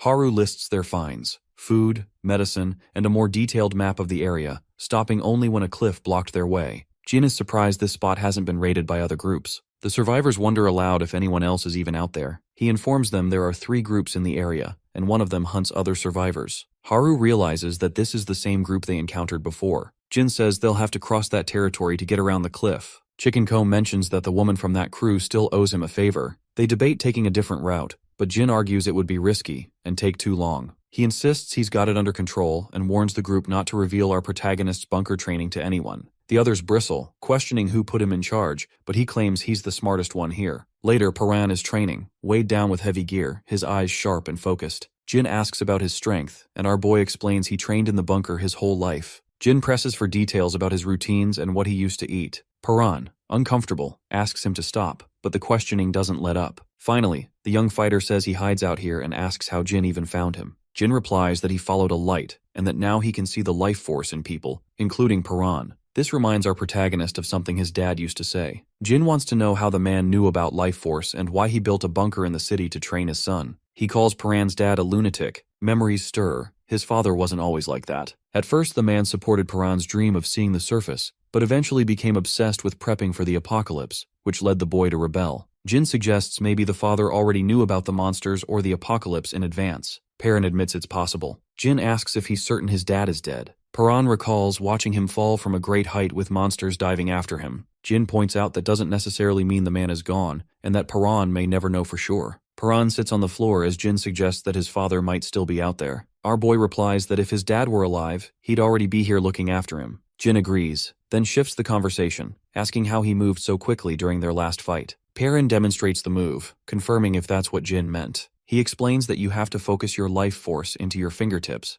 but the real challenge is being able to feel it in the first place. Jin says he can feel it. His hands start shaking as he remembers the sensation of having all his energy drained. He insists that feeling is real and shouts that this must be his life force. Blood starts to drip from his nose and sparks flicker. Perrin asks if he's alright, but Jin insists he's fine and demands the strength to defeat monsters. Electricity spreads across his skin as he admits he wants to be just like our protagonist. Suddenly, Jin stumbles and collapses, with Perrin calling his name as he falls. Jin wakes up in bed, overhearing Byum talking to Chickencomb, who's lying in the patient's bed nearby. Jin learns he's been unconscious for 3 hours and notices his power still isn't working. Later at the station, he meets with a craftsman who hands over the weapon Jin requested, a blunt wedge. The craftsman warns that the weapon is useless against monsters and more dangerous to people, but Jin takes it anyway. He's cautioned not to use the thin blade on monsters, as it could snap. Jin assures him he has another weapon for that. Perrin appears and asks if Jin is coming, and he confirms he is. The boy then asks why Jin is helping him, and Jin replies that he wants to understand what's happening with the monsters. He then asks why Perrin is so determined to find his mother, even though he's never met her. Our protagonist simply says it's because she's his mom. Haru and Chickencomb show up, calling for the others to join them. Perrin asks if they're ready, and Jin says they're still one short. The girl with glasses is chosen to join. Byum and another survivor wish the group well as everyone heads up the escalator. Perrin says he's living to find the people he cares about, while the rest have their own reasons as the crew sets out together. Perrin moves forward while Chickencomb and Jin hang back. A screech echoes in the distance and shadowy figures appear. Suddenly a harsh voice calls out, accusing them, not just of losing people, but of abandoning someone to die, which is even worse. The woman who once tried to trap our protagonist and his team tries to explain, but before she can, a knife flashes through the air. The blonde woman comments that these new intruders aren't like the others who usually get caught. She remembers a kid who dodged and a big guy with a Chickencomb haircut. Another voice agrees. The silver-haired fighter simply stabs a man, calling him livestock. People whisper about whether the intruders might come back. The leader declares the hideout is locked down, grabs a piece of flesh, and says if the intruders return, she'll just eat them herself. Jin lays out the plan.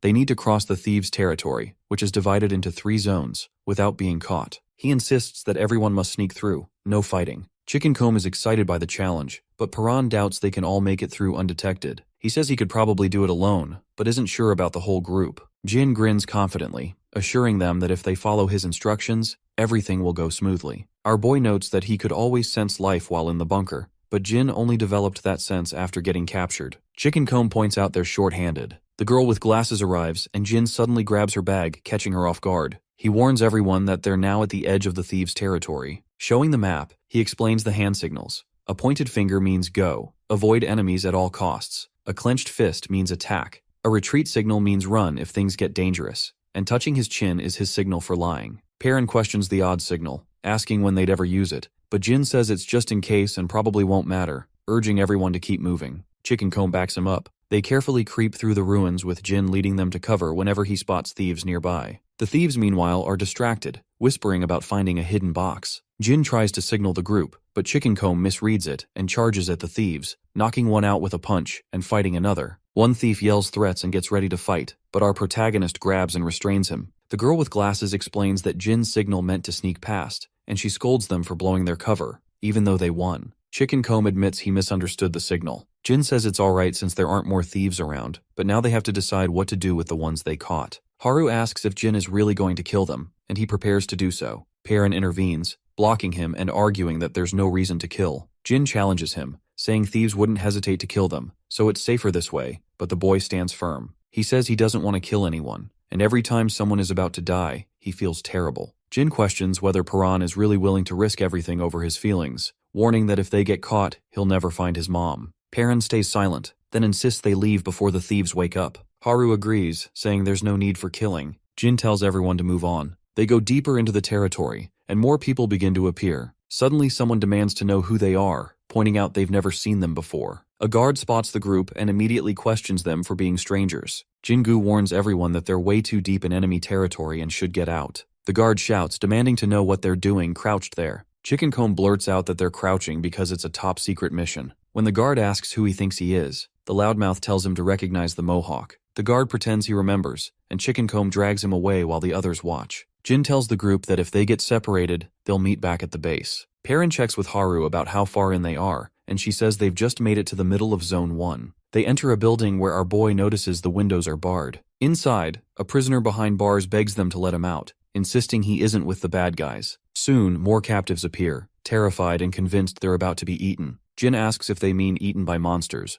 but the prisoner warns them about a sinister woman called the Predator. Perrin mutters the name, considering rescuing everyone, but notes there are guards everywhere. Jin says they can't waste time helping, but Haru reminds him of his promise. He admits he lied to keep everyone calm. The bespectacled survivor says saving people is too risky, and Jin looks to Perrin for a decision. The protagonist agrees, it's too dangerous. Jin points out that Perrin refused to kill the thieves earlier. He replies that it's not the same. He just has a thing against killing. Swatting a mosquito, Perrin pops it in his mouth and eats it. Haru yells at him, but he shrugs it off as just an old habit. She calls it gross, but he insists it's not about hunger. He quickly covers her mouth to keep her quiet. Jin gives a hand signal, pointing ahead, and the bespectacled survivor and Haru prepare to retreat. Outside, the Predator and her squad stop. She sniffs the air, commenting that something nearby smells delicious. The group hides below them. Another soldier reports that the livestock farm in Zone B3 was destroyed by monsters, and all the animals escaped. The Predator, baring her fangs in a grin, demands more details and tells the soldier to bring her the eyes. The bespectacled survivor sees guards rushing off and worries that something big just happened. Meanwhile, prisoners are dragged in, blindfolded. The Predator pulls down one captive's blindfold, taunts him, and demands to know the monster's weak points. The prisoner points out the glowing spots, one at the base of the tail, another on the leg. She leans in for more detail, and when he guesses the wrong depth, she threatens to eat his other arm. Jin notes that many guards left after the chaos, so now's their chance to move. As they sneak through, Haru bumps into an escaped prisoner who explains that a monster smashed the cells and everyone ran. Jin figures that's why the guards are gone and doubts the escapees will survive, since they don't know how to kill monsters. The man mocks the idea of killing monsters, but is suddenly stabbed. He collapses, his head sliced off and flung across the ground. The Predator catches the head, turns to the group, and asks who they are. The Predator approaches, clutching the monster core, and demands to know what's going on with the fleeing livestock. She presses further, accusing the group of ignoring her orders. She had been clear: capture or kill. The girl with glasses and another survivor freeze, unable to respond. Jin glances at a nearby corpse, mocking their hesitation with a smug grin. He claims they only pretended to be allies to gather information on the runaways, then sighs about not getting more out of the dead man, and pinches the bespectacled survivor as they're cornered. The Predator warns them not to act suspicious and orders everyone to track down the rest of the escapees. She steps closer to Jin, eyeing him curiously, and comments on how she's never seen someone with his face before, how memorable he looks. He stays silent as she circles him. Then she challenges him to make her remember him next time. The girl with glasses and the others catch on as the woman recognizes Jin. She lashes out, but he blocks her attack and yanks Yujin out of danger as blades slice through the air. Perrin leaps in, grabbing the Predator's weapon mid-swing, while the bespectacled survivor panics. The woman grins, her suspicion now confirmed. The scent she picked up earlier was indeed from them. She accuses Jin of being the source she's been sensing, her grin sharpening as she sizes him up.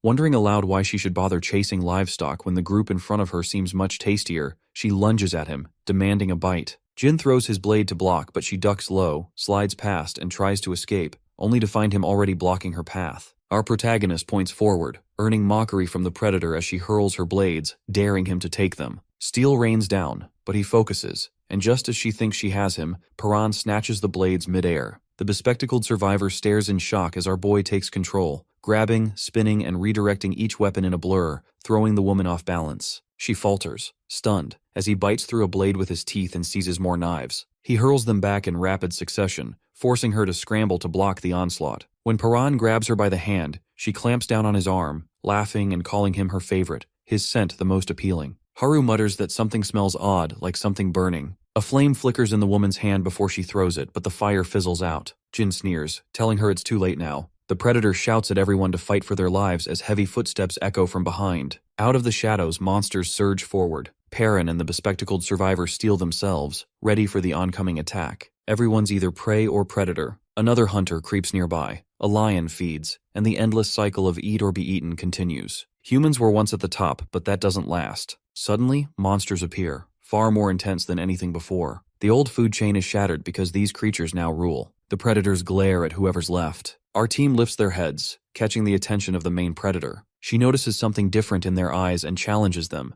daring them to prove they've got the will to survive. She yells for them to show that fire inside. At her command, the monsters charge. Perrin and Jin stand their ground. They rush in too. Their weapons ignite with energy, and a powerful burst slams into the monsters. Instantly recognizing the weak points, they take out the creatures on the spot. The noise draws Predator's crew, who come rushing in. Suddenly, Haru is yanked into the open, a knife pressed to her throat. Perrin and Jin freeze. Their captor demands they surrender and reveal how they've survived this long. The blade digs in deeper, and the girl with glasses drops to their knees begging for mercy. Jin whispers to our protagonist to attack now, but he says he can't strike from where he is. Predator jerks Haru around, mocking them. Perrin steps forward, hand glowing, but she warns him not to try anything. She'll kill Haru regardless. Jin urges our boy not to surrender and to attack before she can react. But Predator begins a countdown, threatening to kill Haru. Perrin hesitates, afraid he'll make a mistake, while the others look to him. Jin's words echo in his mind. Small sacrifices can't matter. The mission is too important. Predator counts down. 3. She continues. 2. Perrin's fist tightens.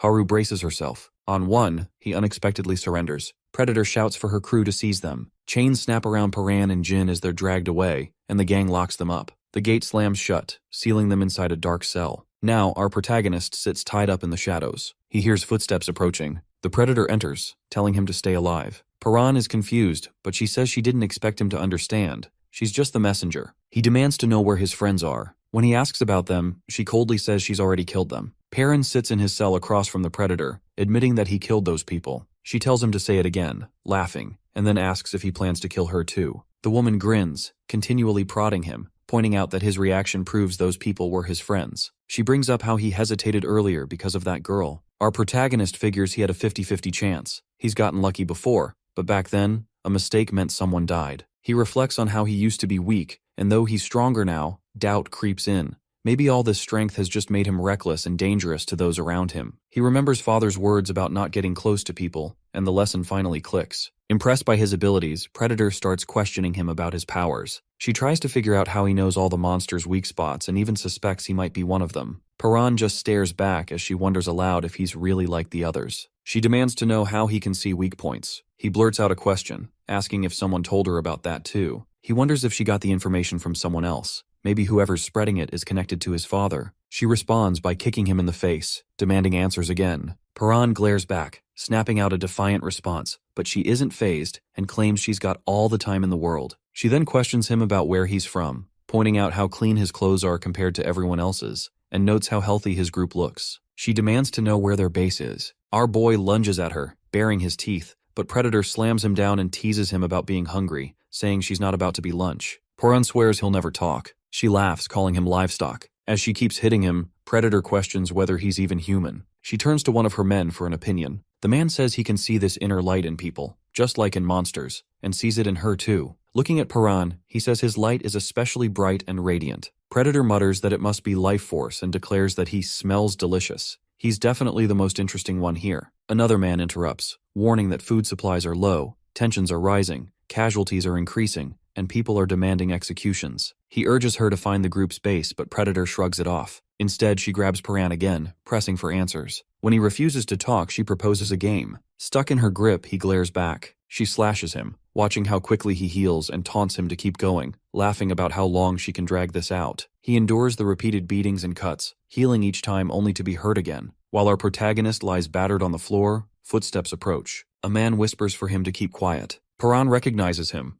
The stranger says he's also a prisoner, used to be livestock, and that his body was altered so he can now see lights. Perrin asks if he means life force, but the man seems uncertain and just shrugs, offering to help him escape. As he starts to leave, Perrin quickly asks if he's seen Haru or any new prisoners. The man says no, and that nobody likes it when people ask about that. Just then, Predator and her men return and catch Perrin's contact. She ignores the man's protests about being an eye, saying they can always make new experiments. Predator mocks Perrin, asking if he enjoyed their little game, but he says this torture is nothing compared to his time in the bunker. She reminds him about his friends, and then they throw Haru into the cell. Predator says she didn't reveal anything during interrogation, even after being deprived of water. She grabs Haru and threatens her, then seizes Perrin's hand and breaks his fingers. Haru screams for her to stop, but Predator just keeps going, snapping more bones while he stays silent. Predator threatens to keep breaking his fingers unless Haru gives up the location of their base. Another finger snaps. Both Perrin and Haru are screaming, and he tells her not to say anything. A couple of guards whisper about how cruel the captain is, especially with the torture happening inside. Predator mocks Paran's healing hands, while our boy silently fumes that he can't use his life force. He wonders how she managed to bind him so tightly and grows frustrated that she doesn't really understand his powers. She keeps pressing for answers, but he refuses to give anything up. When Predator demands the location of their base, he hesitates but ultimately stays loyal to his group. She grabs a pair of pliers, threatening to see if his fingernails will heal if she rips them off. Haru is terrified. When Predator finally calls it a day, our protagonist is left alone, haunted by father's voice warning that caring for others only leads to pain and weakness. Outside, Haru watches, guilt twisting inside her as she sees what Paran endures. He realizes all of this began the moment he learned what it means to care for other people. Her horror grows when Predator strolls back in, threatening to go after his toenails next. Suddenly, Haru yells that she'll take his place. Predator is surprised, teasing her about her feelings for the boy, but Haru keeps quiet. Pretending to be bored, Predator shifts her focus, grabbing Haru and getting her tools ready while Paran remains restrained. Haru apologizes, and just as Predator is about to start, he shouts that he'll cooperate. Predator is pleased, until Jin arrives. She asks where he's been, and Jin replies that he's ready to give up the base's location. Water drips, and Predator grins, but Haru doesn't believe he'd really betray them. Jin ignores her and tells Paran to listen. He claims he doesn't need our protagonist anymore, saying he thought Paran was the key to understanding monsters, but now considers him a disappointment who wasted his potential. Jin declares he's betraying the group and walks away. Outside, Predator asks why Jin switched sides, and he claims it just makes sense. Another survivor mocks Paran's group for being weak. The girl with glasses admits she never even knew where the map was. She just followed everyone else. Jin suggests attacking quickly since the base is heavily guarded, recommending a swift assault. Predator likes his attitude. They move the prisoners outside, and one of Predator's men asks why bring Haru and Paran. She smirks, saying it'll be fun. She wants to see their faces when the base falls. As they march, Haru tries to reach him, apologizing, but he stays silent. When she begs, Paran finally gives her a strange look. Jin checks if things are on track. Predator confirms everyone is present except the livestock guards. As they head up a cliff path, Jin grins, saying everything is perfect. Some survivors are confused about stopping there, but he explains they're surrounded by the city, with no cover and only one way out. If monsters show up, escape will be near impossible. An underling grows nervous and draws his weapon, but Predator demands answers. Jin signals, retreat or escape if needed. Escaping is more important than fighting. He gives the final signal. Paran recalls that touching the chin means Jin is lying, realizing he only pretended to betray them to keep the ruse alive. While Haru reacts and our boy clenches his fists, he reveals a hidden key tucked beneath his tongue. She catches on instantly. Jin continues to act normal under Predator's watchful eye, subtly holding up 2 fingers, the signal to attack if necessary. As Predator is distracted, Haru unlocks Paran's cuffs. He stands, free at last, energy surging through him. One soldier warns Predator that the boy is loose. With a fierce twist, Paran breaks the shackles completely and prepares to fight. Predator's men hesitate, but one steps forward, overconfident, even as she warns not to underestimate him. Paran steps up, Haru close behind. He stomps, cracking the ground, then delivers a punch that flattens a soldier's face and sends him flying with a blast of force. Paran knocks his opponent out with a single punch, sending the man skidding across the ground. The crowd erupts and shouts. Meanwhile, Jin signals up to someone on a ledge, who hits a detonator. An explosion rocks the canyon. Flames erupt, turning the entire battlefield into a fiery trap.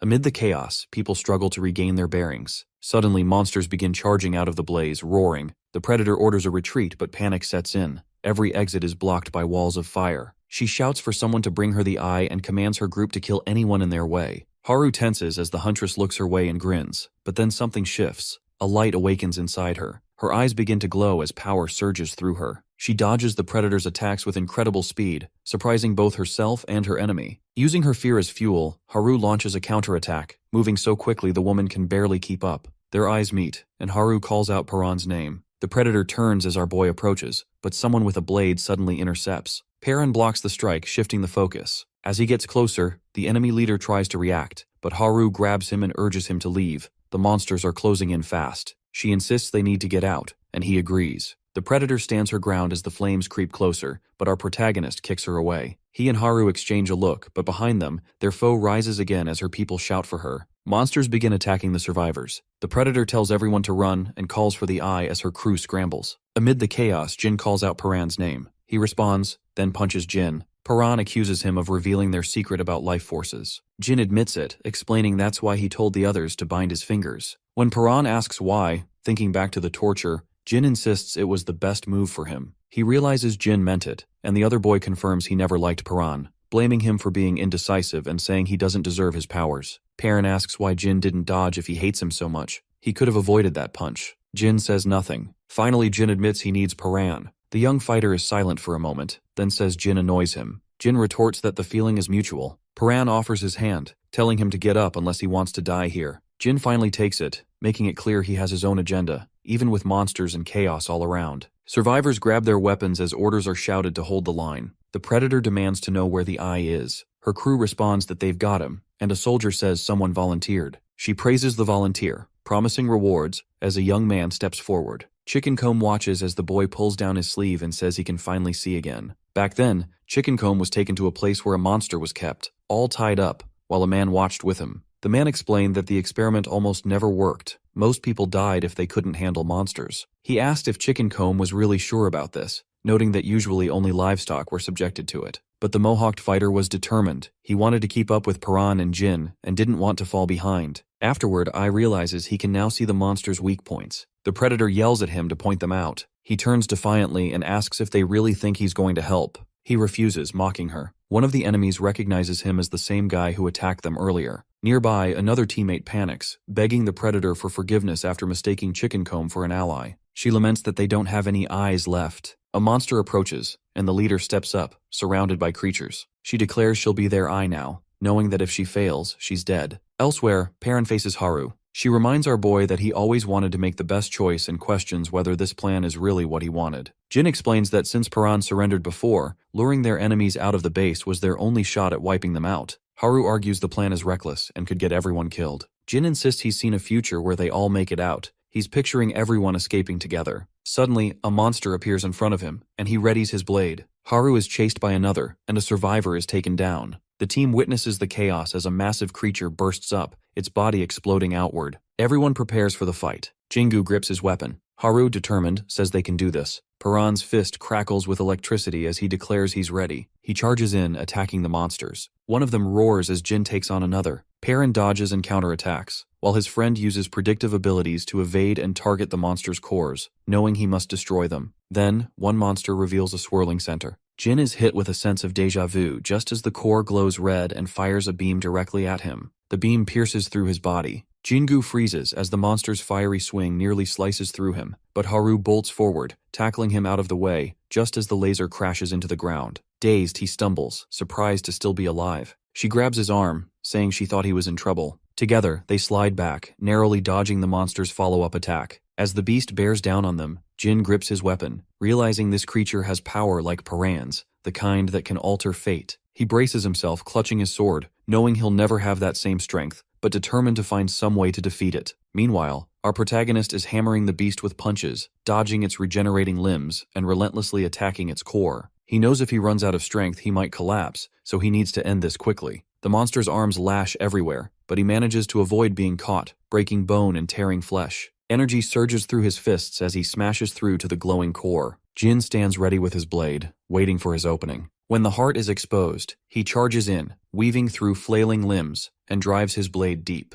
It cracks but doesn't shatter. The core pulses harder, blue sparks jumping through his hand. Paran appears beside him, shoving with raw force and channeling energy into it as the creature convulses. Our boy pushes harder, slamming the monster backward as its core flickers and tendrils writhe. Haru rushes in, ducking under limbs, but a wild swing forces her back. She and Paran cross paths as survivors scream for help, more monsters closing in. Elsewhere, the woman who had tried to trap them before grabs a collapsing survivor, pulling him up. Chickencomb appears, reminding her she still owes him a favor. She snaps at him annoyed, but he refuses to let it go. Realizing she's cornered, she finally agrees and asks for his help to escape, as chaos erupts around them on the battlefield. Meanwhile, the Predator observes streams of life energy flowing across the fight, finally understanding Paran's power. Energy crackles in her eyes as she mutters into a phone about how long she's waited for this moment. Now that she can see the flow, she's desperate to know how to use it. After the clash, Paran checks on everyone, but Haru tells him people are more worried about him. He looks like he's running on empty. He insists he's fine and can keep fighting, so he pushes on, while Jin watches, thinking that Paran could have taken on all the monsters alone. Remembering his promise to wipe them out, Jin feels he's slowing the group down. He glances at our protagonist, wondering who the real failure is. Haru panics, shouting about where they're supposed to go as fire rages all around, but Jin stays calm. He has a plan.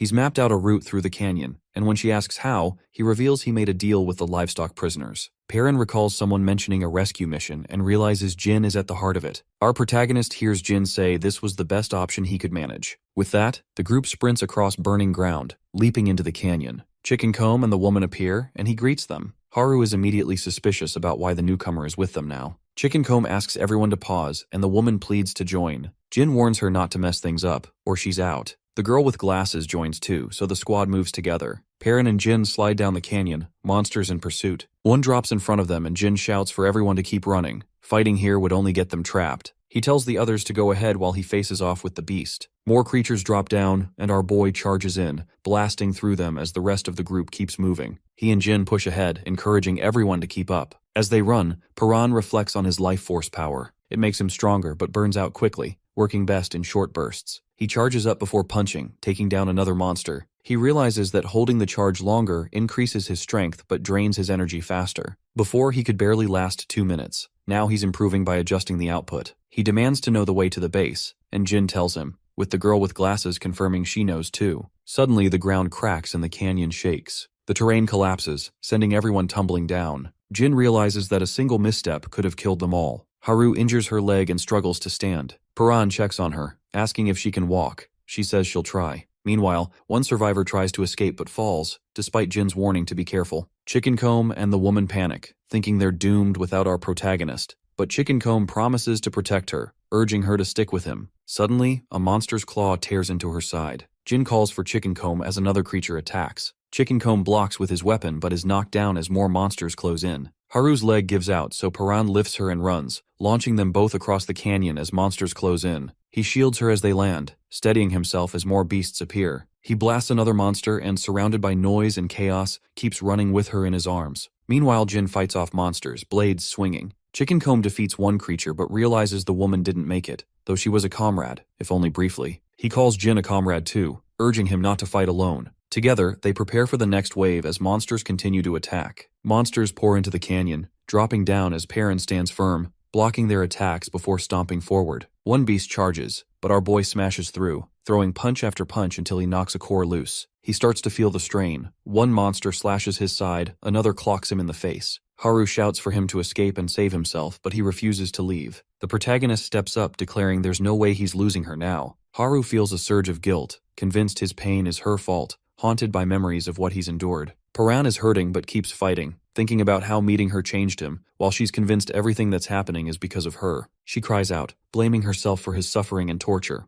He steps in front of her and admits that maybe if they'd never met, none of this would have happened, but he doesn't regret any of it. He thinks of everyone he's met, Yujin, Chicken Comb, Haru, and Biom, and realizes that, because of them, he's learned to trust. He trusts people now. Suddenly a monster grabs him, flames appear, and Haru screams, asking why he goes so far to protect her. Gritting his teeth, Paran shouts that it's because he cares about her, leaving her in shock. His father's voice echoes in his mind, challenging him and repeating his words, saying trust leads to pain and betrayal. Perrin listens, but he refuses to back down. He insists that he believes in kindness, warmth, and all the good he's seen. He's not following the old path anymore. Monsters start closing in. Power surges through him as Haru watches. Lightning arcs across the battlefield, blasting through monsters. Perrin pulls her close, swearing he won't let her die. He holds her tight as monsters swarm, unleashing a wave of energy that tears through the attackers. Haru gasps as our protagonist pushes himself beyond his limits, clearing the area of monsters. Exhausted, he stumbles forward and collapses as his body gives out. She runs to him, calling his name. Another monster closes in, and Paran struggles to get up,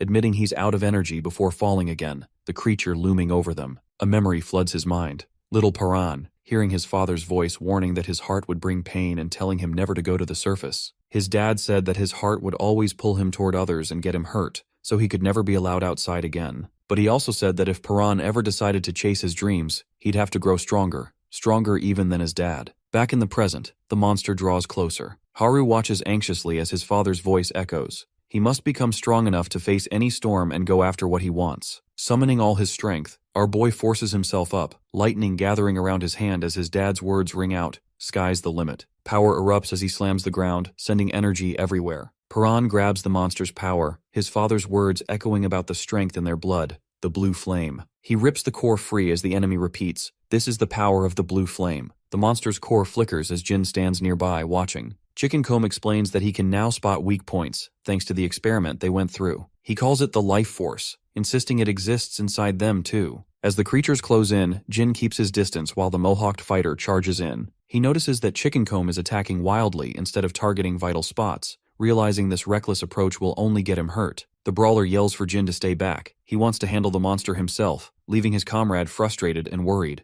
Chicken Comb gets hit and goes down, but he stubbornly rises again and dares the beast to try once more. Meanwhile, Paran is caught in tendrils, lost in memories of his childhood and his father's warnings. He recalls his dad repeatedly stressing the dangers of life on the surface and the risks of getting close to people. Our boy wonders why his father never trusted other humans. While he struggles to move, Haru calls out to him. Her voice is drowned out by the echo of his dad's words. The bunker is safe, and following the rules is the only way to survive. Paran remembers pretending to be asleep, overhearing his father confess that the real danger isn't the apocalypse, it's other humans. He feels torn, wanting to know more about those secrets but also resenting them. His dad insisted that if the world ever discovered Paran's true nature, every human would come after him because he's different. The memories blur, and a thirst grows as our protagonist's life force weakens. He clutches his chest and reaches for an orb. The moment his hand touches it, power erupts from him. A shadowy monster bursts forth and spreads. Haru calls out as he clings to the figure. Paran's eyes snap open. He's back. She tries to reach him, but an enemy attack comes dangerously close. Bracing for impact, he's suddenly shielded by a glowing force. Steadying himself, he sees the girl with glasses appear. Relief on her face, he's suddenly shielded by a glowing force. Steadying himself, he sees the girl with glasses appear. Relief on her face that he's safe. Jin admits they can't fight the way Paran can and insists they need to escape, calling for Chicken Comb to move. The Mohawked fighter charges ahead, determined to hold the monsters back. He tells Jin to run, explaining it's because they're teammates. Jin hesitates, but Chicken Comb's resolve is clear, and together they make a break for it. Jin hears Chicken Comb's words and can't quite grasp it.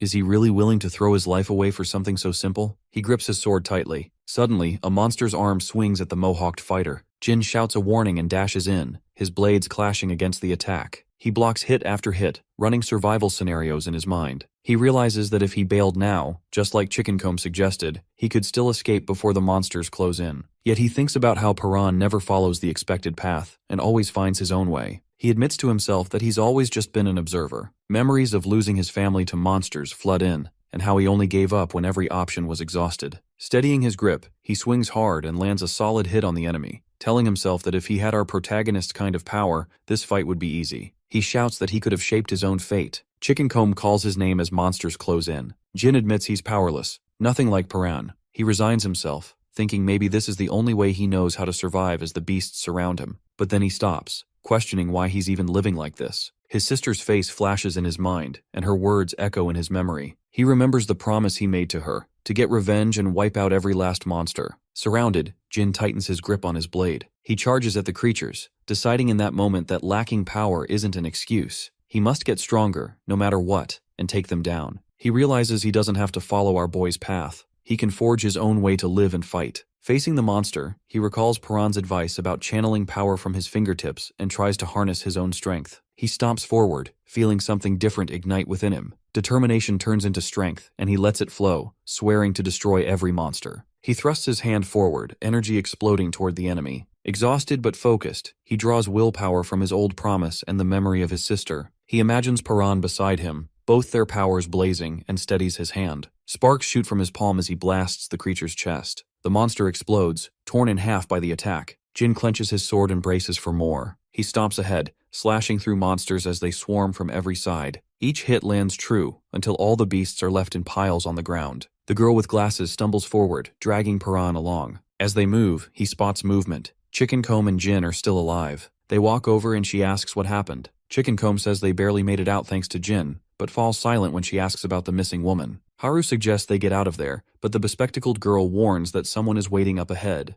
Before she can say more, footsteps interrupt. The predator steps right into their path. They demand to know why she's there. Predator advances, hurling accusations and calling them traitors, warning what happens to those who betray her and mentioning the woman who died. The girl with glasses snaps back with an insult, but Predator calls her slow. She tries to stand her ground, claiming their side has the advantage, but a sudden flash cuts her off. Chicken Comb is attacked and stabbed in the arm. He shouts at Predator to never mention the woman again, insisting she was a comrade. Predator shrugs off the sentiment, declaring that being comrades means nothing. There's only predator and prey. She moves closer, stating that survival is the only thing that matters. Chicken Comb refuses to back down and faces her. Predator's weapon starts to spark, and she says it's dinner time. She lunges at him, electricity crackling around her, slashing across his chest and claiming she's mastered life force. Electricity flickers as she holds a phone. When someone asks how she learned it, Predator says she picked it up from some kid with a strange fighting style. She finds 2 bodies on the ground, confused about where everyone else went,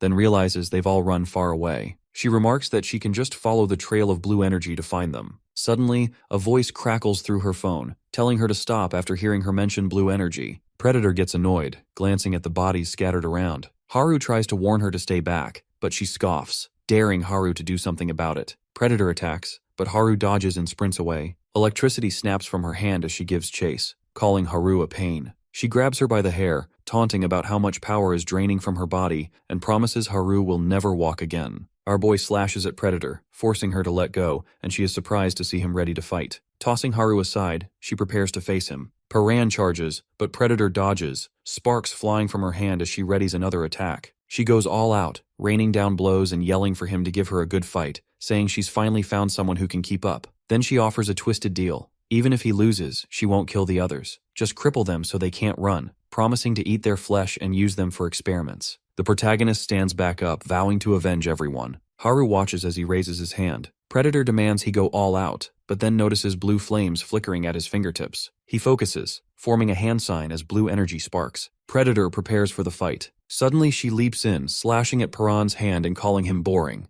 Paran lies on the ground, covered in blood and missing an arm. Haru screams his name in terror. The Predator stands over him, weapon in hand, mocking him for losing the fierce determination he showed earlier. She sneers that he once wanted to live, but now looks empty, his energy gone. Haru clenches her fists and charges, catching her off guard for a moment. She swings but misses, and the hunter taunts her, calling her a rookie and a coward. Haru hits the ground but refuses to back down, glaring defiantly as her enemy tells her to keep struggling. Suddenly, Chicken Comb stumbles, distracted by movement behind him. He looks back and sees our boy beginning to move, staring straight ahead. A buzzing sound grows louder as an insect lands on his head. Dazed, he watches the bug crawl toward his severed arm. His fingers twitch, the buzzing intensifies, and the limb begins to stir. The insect hovers over to the Predator, buzzing around her head. A memory flashes. Paran tries to swat away a bug while his father asks what he's doing. He insists he won't do it again, but his father presses for the reason. The boy explains the bug was in his line of sight. Back in the present, the Predator announces she's done playing and warns Haru she'll end up like our protagonist. She freezes in shock as he starts to rise, confused by his movement. Suddenly, bright red energy bursts out, and Paran's severed arm regrows, monstrous and clawed. The buzzing grows louder as his new arm lashes out. Haru watches as the hunter gets knocked down, his body now crackling with red energy. He remembers telling his father that buzzing always felt like a signal, compelling him to catch and eat it. Perrin screams as the transformation continues. Now towering over Jin, he's gone full monster, his body covered in red growths, his face twisted and unrecognizable. A huge creature charges, roaring and slamming the ground. Paran meets it head-on. They smash into each other, and the beast transforms into an orb. He bites down on the orb, absorbing its power. Jin sees this and shouts his name, accusing him of being one of the monsters,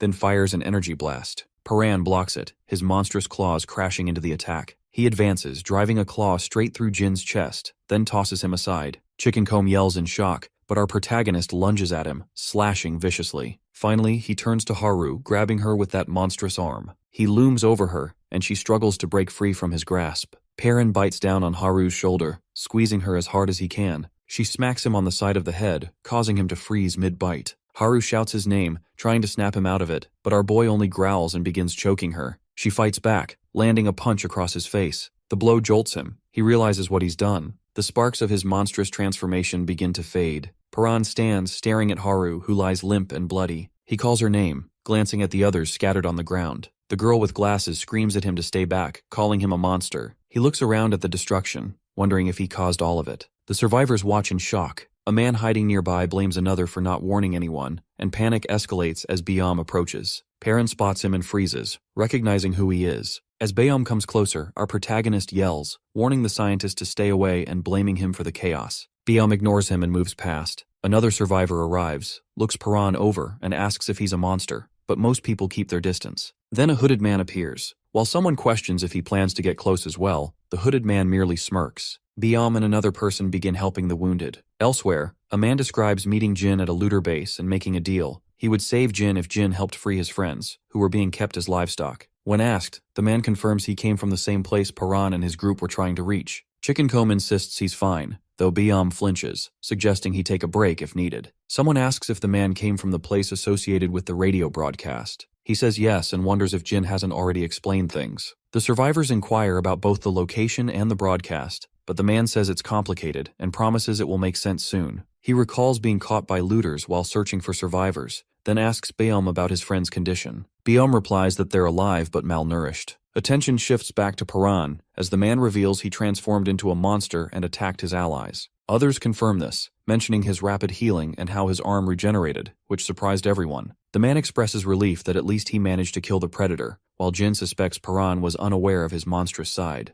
The man then says he saw red energy coming from Jin's body, which seemed suspicious. Jin explains it's his life force. When the man asks what that means, Jin questions how he could not know, considering he's now expected to fight monsters. The man admits that fighting wasn't part of their plan. They wanted to avoid attention. A woman says List was the voice on the radio, and the man continues, explaining that List supposedly knows about a weapon capable of instantly killing monsters. He recalls how everything used to sound unbelievable, but witnessing the battlefield changed his perspective. Jin asks what he means, but the man avoids answering, saying they'll find out in time. When it's mentioned that he accepted the idea of life force so quickly, he responds that nothing makes sense anymore. They live in a world where a mysterious planet hangs in the sky and monsters attack every 6 days. Jin wonders if the assaults will ever end. The group discusses how the invasion began without warning, and the man asks about Paran's whereabouts. Jin says he's nearby but keeping his distance. Our protagonist isolates himself, afraid of hurting someone again. The others feel safer with him gone, though the man says he wouldn't have joined if he'd known. Jin explains they haven't known Paran for long. Later, he tells the girl with glasses to keep Paran's belongings hidden. When she asks why, Jin says the newcomers might not be trustworthy. The group agrees to keep his secret. The man, Hui Min, expresses hope that they can survive together. He soon notices someone missing, just as the hooded man from earlier steps forward. A survivor explains that he helped move the injured. The hooded man approaches Paran and someone asks who he is. When the stranger reveals his face, Paran stares in shock. The man remarks that the hooded figure is the strangest among them, noting he hasn't said a single word. Jin tries to sense the life energy of those around him,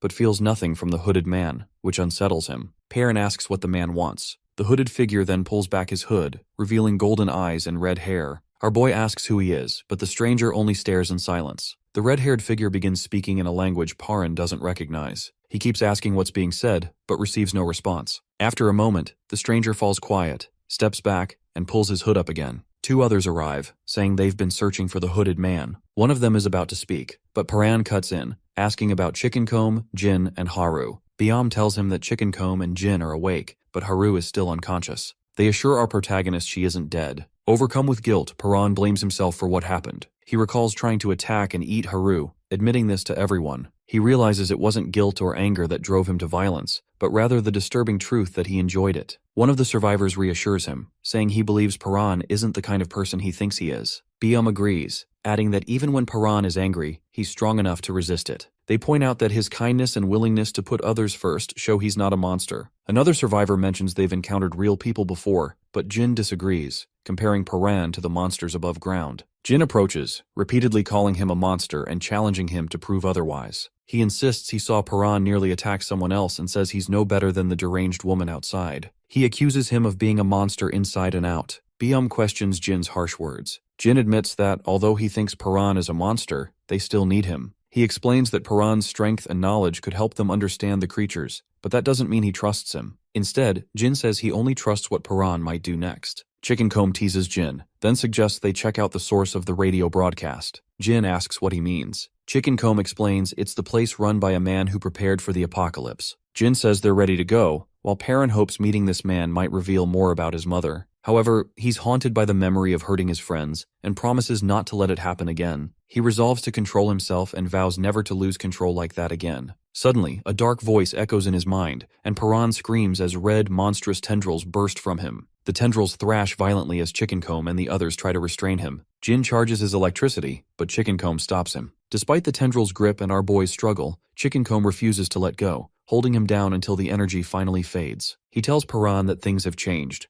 Biom and the rest remind him that he's not alone. Perrin resists, mumbling no as the tendrils move, but he insists he won't hurt his friends again. He grabs the tendrils, tears himself free, and declares that he doesn't know what the thing inside him is, but it's no longer in control. He promises it will never win. The monster's voice tries to pull him back into darkness, but Perrin fights to break free. A flash of light erupts, and he returns to his friends, his eyes glowing red. Biom and the others watch, noticing the last trace of that power within him. Then Haru approaches. She slaps him and tells him to get it together. Calling his name, she helps him break free from the monster's grasp. Perrin sees her, and the darkness inside him finally disappears. Supplies are well stocked. Chickencomb and another helper confirm they have nearly a month's worth. The girl with glasses remains tense, frequently checking on Haru. Biom says she's still shaken by witnessing our protagonist's monster side, and worries about what will happen if Haru never wakes up. But the woman assures him that everyone is grateful Haru is still with them. Someone asks when they'll return to base, and another realizes it's been over a month since they left. He wants to head back, but Hui says they're almost ready. He introduces Jin-gu, who did a great job dealing with the looters, and says everyone is set to leave. Jin greets the group and offers to take them back to base. Hui checks on him, but Jin brushes off any concerns, determined to get back to training. Hui warns him about the risks of tampering with his life force, but Jin insists he's focused on getting stronger and promises not to repeat past mistakes. Hui sighs, uneasy about Jin's intensity. The woman who sews mentions that the shirt she made for Perrin is now in tatters. The weapon maker notes that at least the shirt made it back, then says he lost a weapon outside, but weapons can be replaced. People cannot. The woman teases him, and he snaps back, reminding her that he's doing his part to keep things running. Nearby, the girl with glasses notices a hooded person sitting quietly and asks if he wants to learn the language. The hooded figure nods, so she assumes he's not from around here, which explains his silence. She promises to teach him quickly. She asks what word he wants to learn, and the stranger signals for apocalypse. She pronounces it slowly, helps him repeat it, and he manages to say it. He keeps repeating the word. Meanwhile, our boy is training, quietly repeating apocalypse to himself as he remembers how Haru's voice brought him back from the edge. He admits that without her, he might have lost control, and there's no guarantee it won't happen again. He knows he can't always rely on her. Every time he becomes unstable, the thing inside him tries to take over. Determined to control his life force, he recalls the last fight, how his power surged and he felt himself get stronger. Now though, he can't recapture that feeling no matter what he tries. He remembers Haru's touch and wonders if recreating that moment will help him succeed. Our protagonist decides he still has a chance. He pushes himself, running as fast as he can, repeating that he must protect his people and get stronger. He keeps going until he collapses, refusing to stop until he can harness that power again. Chickencomb and the others are preparing to leave. Hui notes they've reached a dead end and suggests it's time to head back. Suddenly, a can falls, making a noise that attracts monsters. A young man freezes in fear as the creatures attack. Jin leaps into action, his powers crackling as he smashes through the monsters. Everyone calls out to him, demanding to know what's happening, but Jin-gu stands firm, his eyes glowing with energy. One monster, a spiky ball, targets Hui. He panics, thinking he's done for. Time freezes. The spikes stop inches from his face. Blue light flashes. Energy tears through the air, and Perrin appears, destroying the monster. He punches through the beast as Hui looks on in disbelief, energy crackling around them. The others question what happened, pointing out that his hands shredded the monster. Jin asks if he's gotten stronger. Perrin, catching his breath, says he managed to replicate what he did before, but insists he still needs to improve.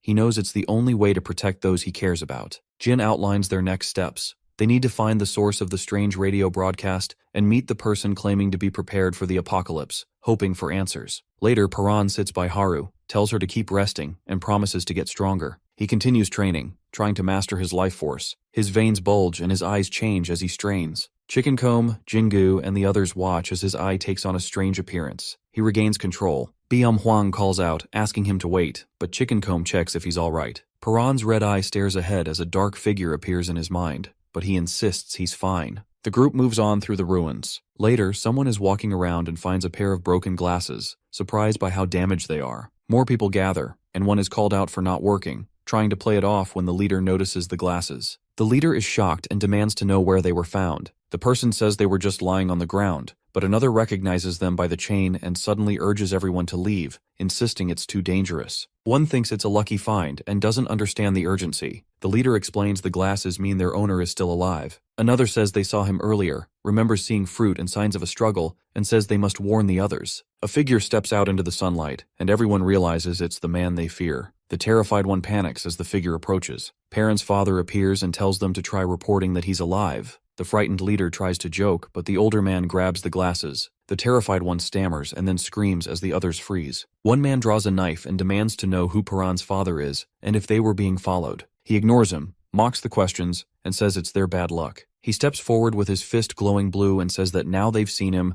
they won't make it out. The group realizes only one person possesses that blue energy. Someone shouts that it's him, and they try to prepare for a fight. Paran's father smirks and unleashes a burst of energy, blasting the group, and announces that this is just his warm-up.